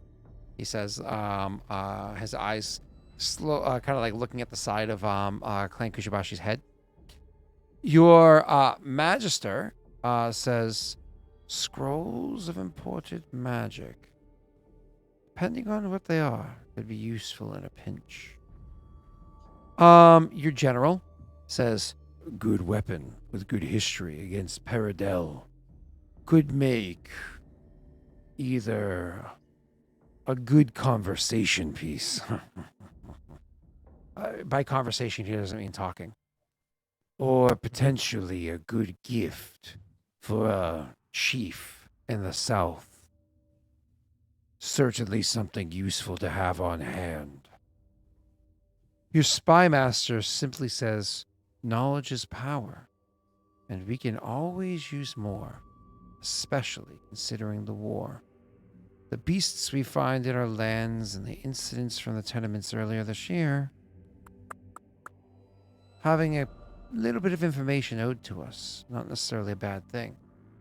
The Grand Diplomat, kind of scoffing at the childish decisions of everybody else there, says, your diplomat, is it still no, it's it's granddaughter, great granddaughter, whatever she is. She says, Varix, warlord, introductions to important people that I likely don't already know, or even to other clans to the east, could certainly be helpful to us, whether it be trade, which would certainly line our pockets, she says, looking at your treasurer, or maybe even gather a little bit more information about what happens in the middling northern clans, or even beyond them, to the Delagus or the Dalelands, she says, tossing a sly eye towards your spy master. In times of war, potentially we can find warriors in our allies that are willing to aid us.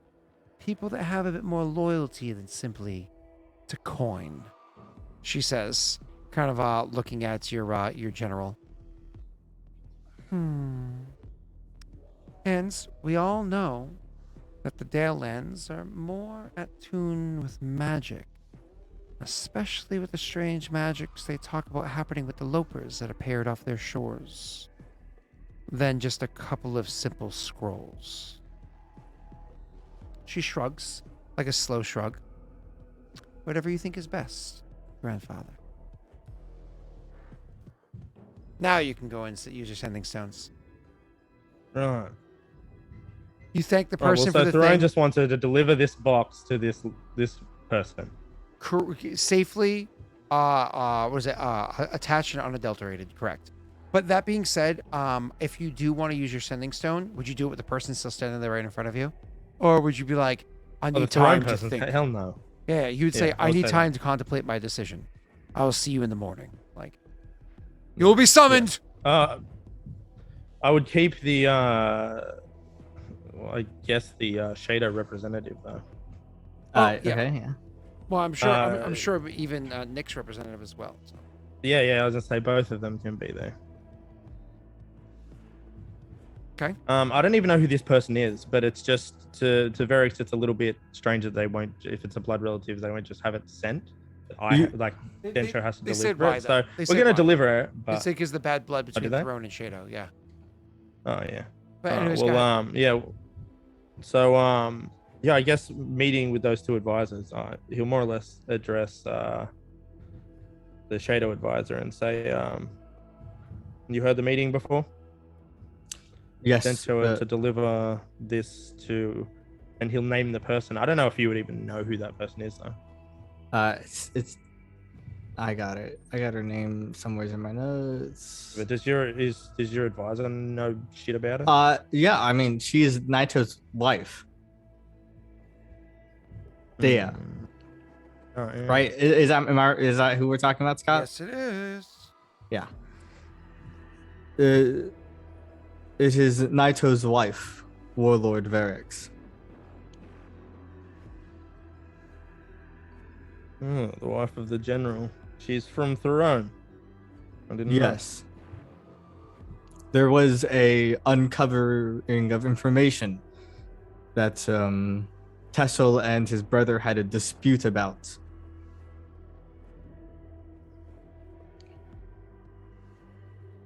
Go on. Atelia found that she was once working for Throne, but has since not contacted any of the known spies.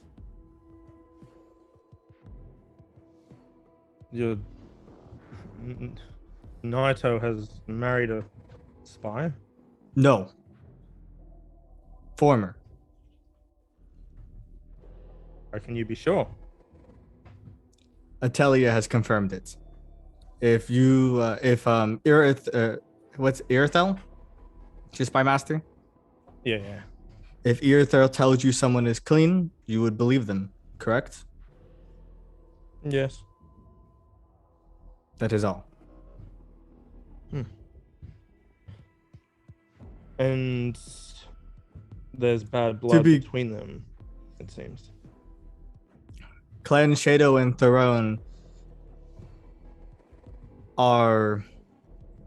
the conflict between the clans is inevitable. It is like two tribes competing for the same resources around the lake. They will fight and one will be victorious. It is the nature of things.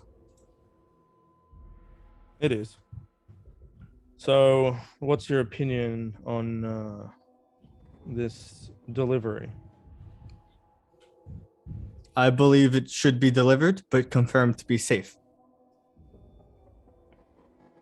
Well, you have a It did say unadulterated, but that's up to you guys, of course. yeah. Can my what's her name? What did I call the Magister? Whatever I called the Magister. Shaman. Can she detect magic? I don't think they have that. Oh, and Pathfinder is only a 0 level spell, right? Detect magic is The first, I think, isn't it? yeah. If they're adept, they could. Ooh, do they have detect poison? It's also a good question. As I pull up the adept spell list. Okay. Who is your shaman? It is Gartesh. Gartesh. It is a level 0 spell. You are correct. Let me look Oh. up Gartesh. Hype train character who happens to be an adept. I don't think adepts have 0 level spells. They do. Look up right now. Pathfinder, adept. They don't have detect poison though.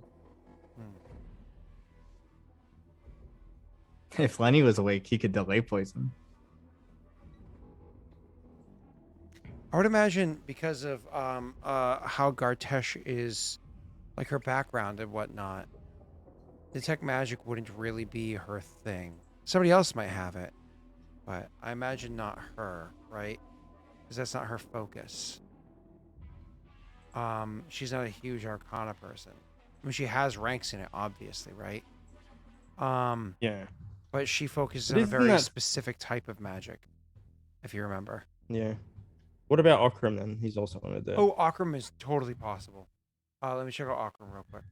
That is Yeah, definitely what type of adept is Occam? Community healer? He's actually devotee adept. Devotee. Okay. Yeah. Let's see the spell is. That is definitely possible for him. He has detect magic, yeah. Yeah, I could see him having it being of the divine. So yeah, you could definitely ask him to. Okay. Varys would say, what's your advisor's name? Kithun. Kitoon. Yeah. Kitoon. I will consult with Shadow Tessel, but we are on good terms with Throne. I wonder if they would throw that away if this was not what he claims it to be. I agree with you though. The package should be delivered, and once it is delivered to her and presented in front of her, that's the extent of our task.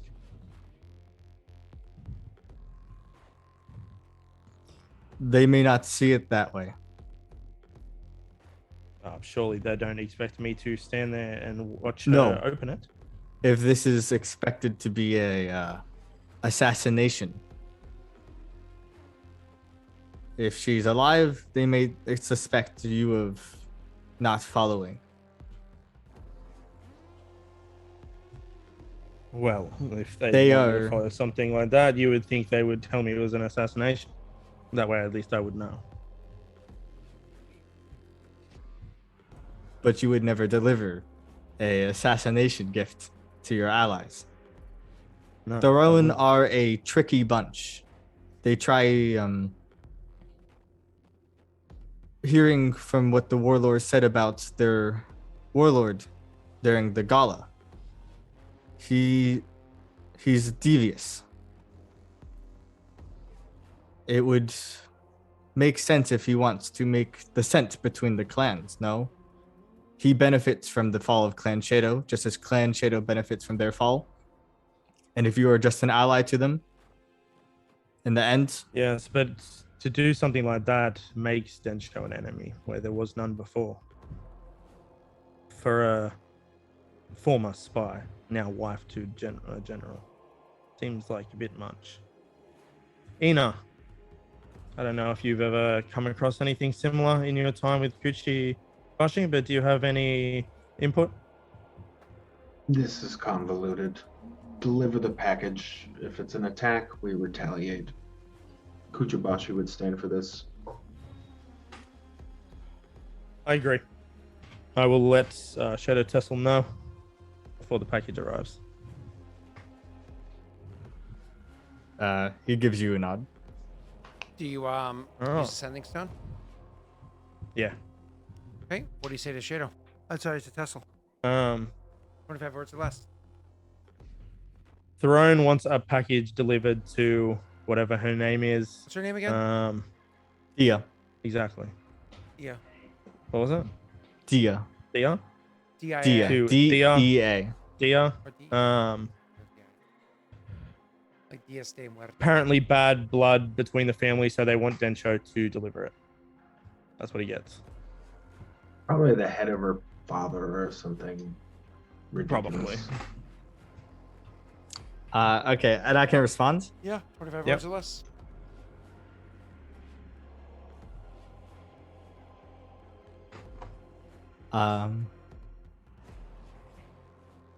Is the package safe?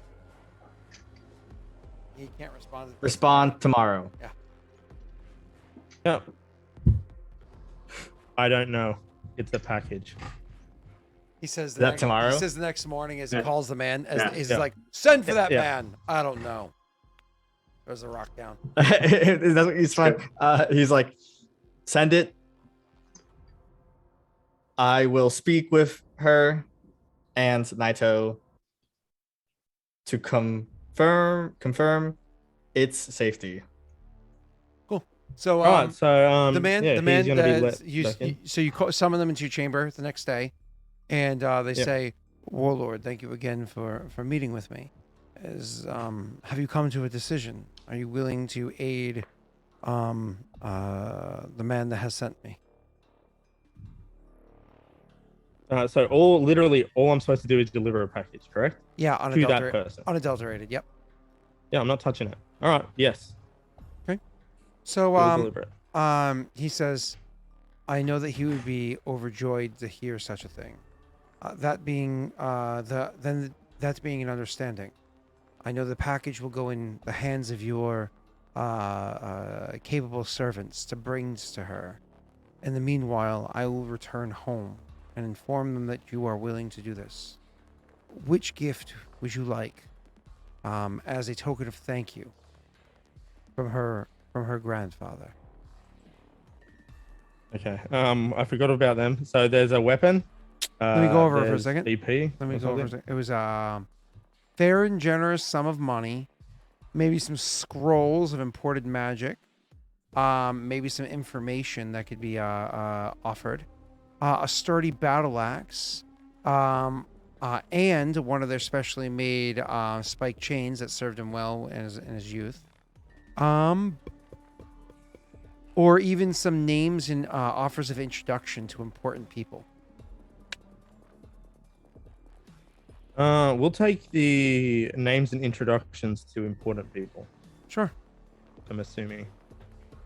He nods and he says, I think that is a very wise decision, Warlord.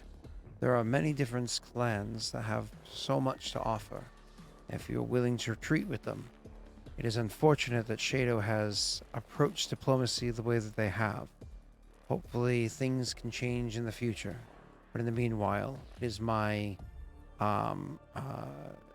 appreciation that you have given me, that you have shown such grace as to meet with myself and to have treat with the Roan the many ways that you have. And he'll kind of like bow and take his leave, leaving behind the package. I imagine. I won't let him just leave. Oh, I will chop off his head. actually send. Huh? No, I will have Misumi escort him out. I would say it's my granddaughter. She's our diplomat. It will be with her that you will provide this, and then I'll just say, Misumi, if you wouldn't mind, and she'll escort him out. She does so. She looks at you and says, shall I pack my belongings for an impromptu trip or simply show the man a courtesy? That is up to you. She raises an eyebrow and looks at the gentleman and says, it does take lady a little bit of time to pack. If you'd be so patient, I'd be more than happy to accompany you for a diplomatic edict to the east.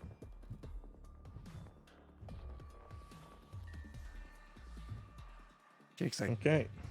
I got the BP for it. All right. All right, cool. So for this to go over well, for nothing bad to happen, we can have Masumi roll for the event.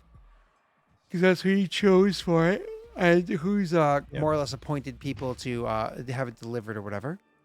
The task is not particularly difficult. It's just challenging. And it's a loyalty event. Loyalty offers you 0. Challenging is a 16. Masumi offers a 7. Because she's not a Patreon character, she has no focuses or anything. So you have to roll a naked 9 or better to be able to succeed. Oof. Right. It's a 60% chance. What? The mercenary people, right? If you want to spend 4 BP, you can gain a +2. But she's already about to take a bunch of BP on a diplomatic edict that she's more or less jumping on to the east. Mm-hmm. How much BP she's taking for that? That's up to you. At least 1d4. It's 1d4 plus whatever amount you want to invest into bribes. I see. Is he going into an event roll? He's doing an event roll right now for her for the delivery of the package. That would be a separate thing done next month. Okay. Okay, so it's not this month? Correct, but it would be during the edict phase, not during the event phase. All right. I'm gonna actually spend the what's it called? 8 to get a +4. Whoa. It's that important to you that they just simply deliver a package? Because you're just rolling. Why is it so hard? It's strange that it's so hard, but that's not why. It's because I need this to go well because I'm assuming if it goes well, these introductions that they're providing, I should get a bonus to the rolls and all of that. So that'd be the introductions would be separate from this diplomatic thing, because the diplomatic thing would be to head over to So let me be clear, so there's no confusion as to what's going on in my head, right? Mm-hmm. So there are 3 layers here. Layer 1, deliver the package, which obviously you want to see succeed because of you hope that it has better things for you in the future. Cool. Layer 2, she's like, oh, walk them out? I'll walk them all the way home and turn this into a diplomatic meeting with the people of Throne, which is its own cost because it's diplomatic treating with Throne. But then also while there, she'll receive the names and potentially introductions and so on and so forth of people from other clans. And that would be layer 3, how well you're able to influence other clans in the future. Yeah. So we're gonna spend the BP. You want to go 8 28. in? Yeah. Reduced the BP by. I've reduced it to 25. In the treasury. So now we will. It's with a +11, I think. That's more than I would have expected. I would have spent 0 and saved that BP for raising an army. But see, that's smart. But Densho is very isolated at the moment. Really, our only people we talk to are, our allies. If we are to, 20. let's hope. Anyway, and this hopefully reduces the critical failure chance. Hopefully, Definitely does. yeah. Oof. I don't have any luck. See, this is why I did it. I guess you better throw luck so I can laugh at you. At least try, I guess. Oh my god. Thank you for whoever gave me luck. Oh my god. I would have Someone laughed clip so that hard if Nick you rolled a Pog 1. face. That Nick Pog face is great. Someone should clip it, please. Yeah, we should clip it. We got to turn Nick into a GIF. Viking, a task has been set upon you. Sadly, it's in this screen, the little screens, not the big ones. But we need a GIF Nick's Poggers. All right, cool. Do we call it Noggers? Oh, that was not a waste 'Cause it's of like 8 BP. Noggers? That was worth it completely. It was worth it, yeah. All right. Big. Beautiful. Okay, so yeah, you succeeded. You successfully delivered the package. Do you want to know what happens? Yeah. Cool. Do Just after the the rest package? of your events. Oh. So she will come back with your the details from the other people afterwards. No matter whether or not she succeeds in her upcoming diplomatic edict, you are going to get names and introductions because you succeeded on Yep. this event. So no matter what, you're getting that. So you might want to leave a note that next month you're doing a diplomatic edict with Theron and come up with what way you want to turn that to be beneficial for yourself. One of the ways that you can potentially make that beneficial is that you, sir, have 11 farms. Do you know what that means? Yeah, I can trade food. You can actually do a trade edict Yeah. because you've just beefed yourself up to 11 farms. You can have a trade edict. So decide what kind of diplomatic edict you want it to be, and then look at the costs of them and blah, blah, blah, blah, blah. Let's move on. So after that, there are no more events from Patreon. You have no more events from me because you don't have any outstanding events from last month, do you? Nope. Cool. Oh, I do have one. What was it? I have to. It's in there. You told me that this month I had to overrun the Fallen tribe. Oh, or they are able to come back. That's this thing down here. Oh, sorry, you can't see the map. No, you told me they were devastated, and if I wanted to like wipe them out, it Yep. would be what do you call it? So you're gonna do it? You're gonna activate your Yeah. army? Yep. So you activating your army one last time. It's at the very least, has them active for a week, which increased the cost of them for next time. So how much is your army usually? Good question. They're 5. usually 1, but Yep. when you activate them, they're 3. So the difference is a plus. So 3 for a week. So you're gonna go because they're active for at least 1 week. Going back to this, you're gonna now increase your consumption next time by armies for 3. Cool. Buildings you're gonna have to update to be the actual number. But Yep. awesome. All right, moving on. So you are going to I'm loving it. Your army's been activated and sent down south to take care of this. This is going to be rolled as a stability check. Now they've already been defeated. It's whether or not what's up, Sel? No, nothing. I'm just cracking my fingers. Oh, gotcha. So it's going to be a stability check, which gives you a +2. It's going to be your warlord that's leading it, which is Urzog, which is a +9. So you have a +11. The task is supposed to be hard to completely decimate them. So you have a no, sorry, not hard. It's supposed to be challenging to completely decimate them. You have a +11 against a DC 16.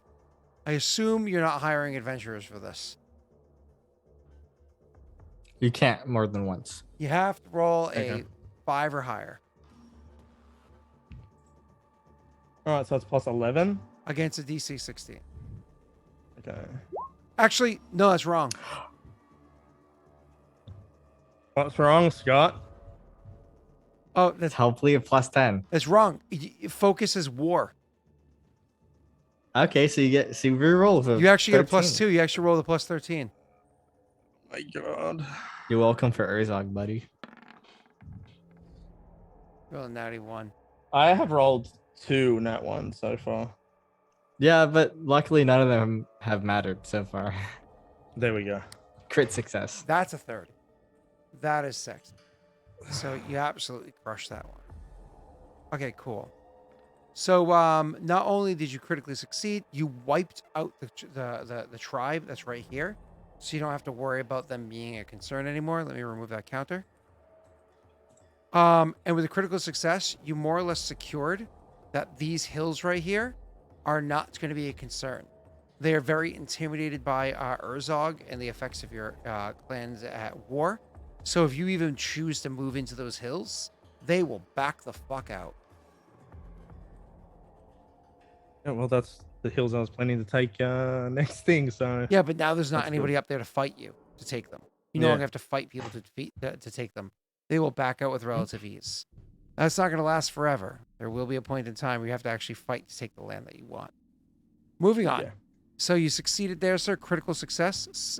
That's not only is it successful, but beyond that, I'm actually going to reward you. Like I said, they're going to back off with no what you call it.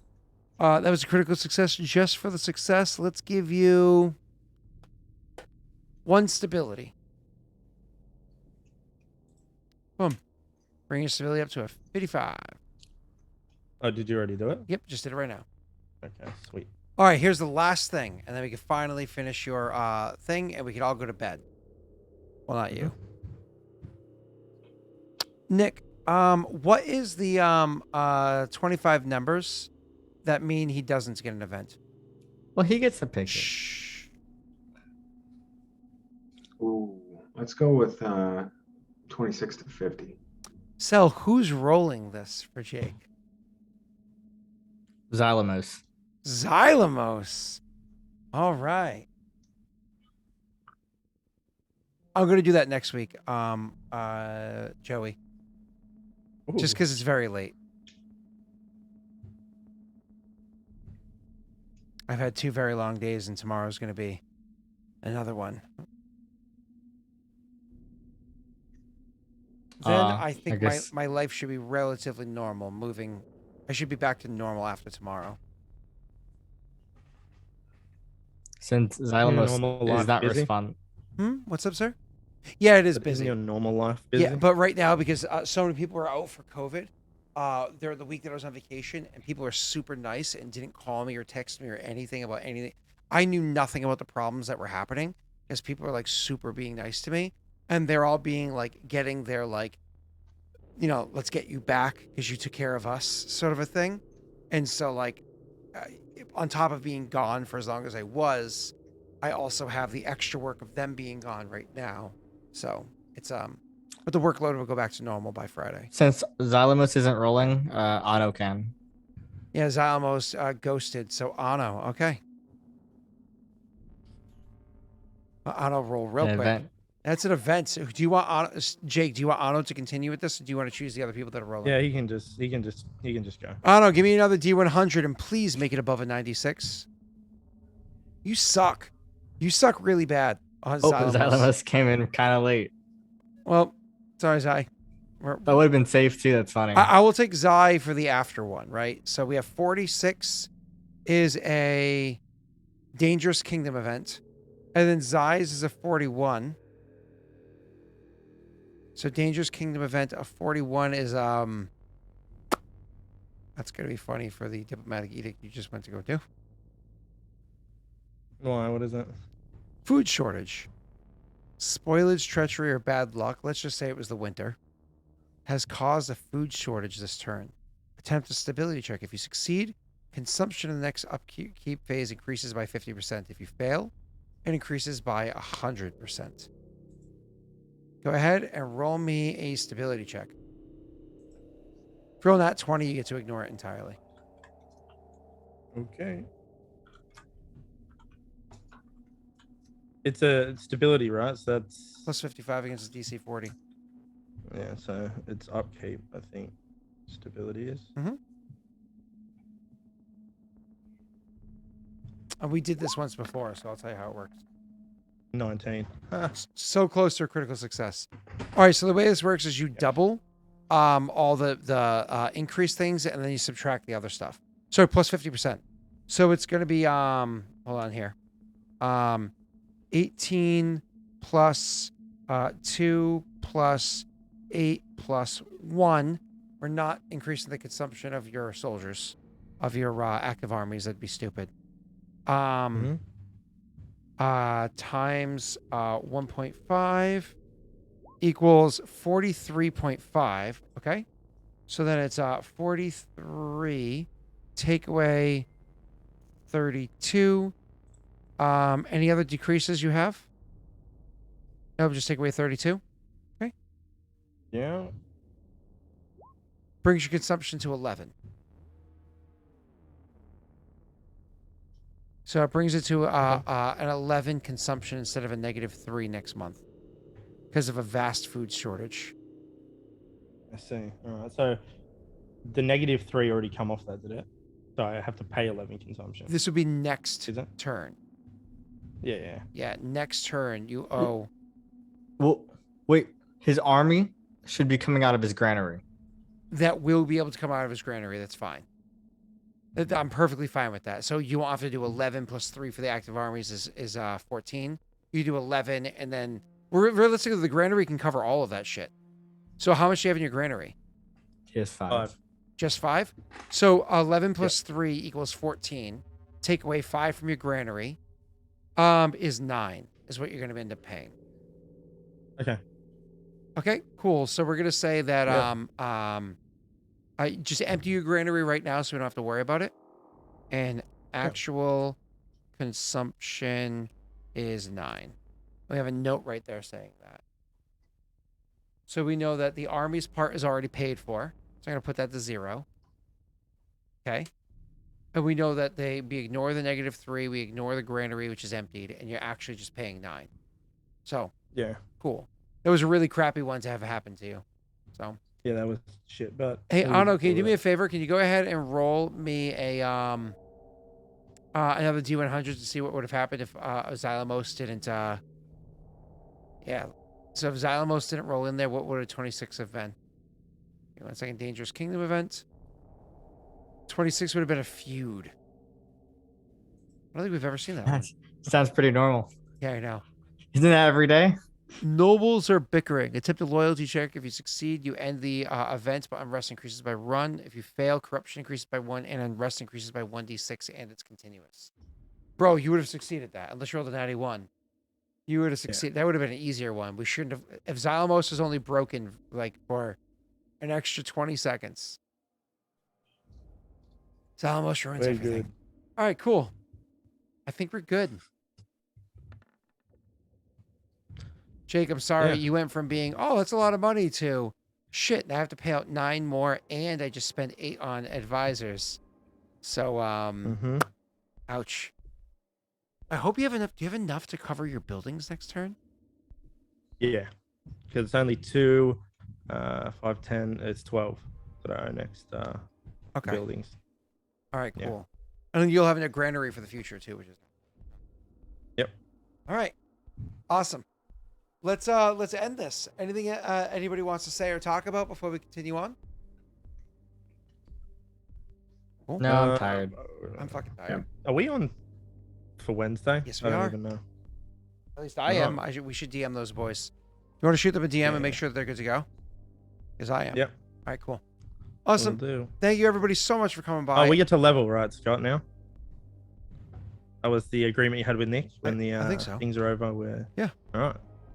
Genuinely, yeah, I believe so, yeah. You guys haven't leveled in that's ages, right?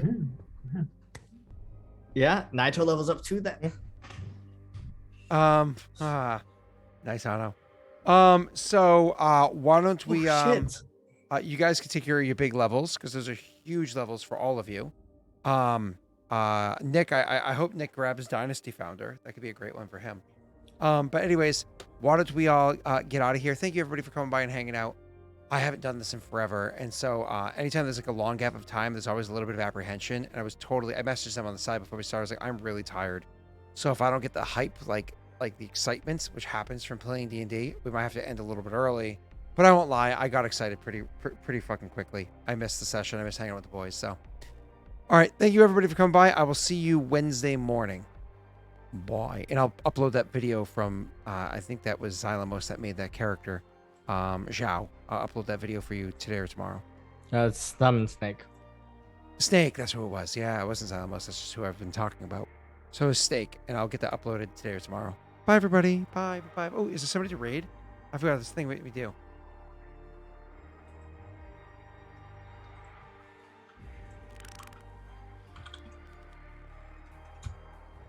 Let's raid a friend. Let's raid a friend. Oh, shut up, Zai. Bye, everybody. It was a lot of fun. Thanks. Bye.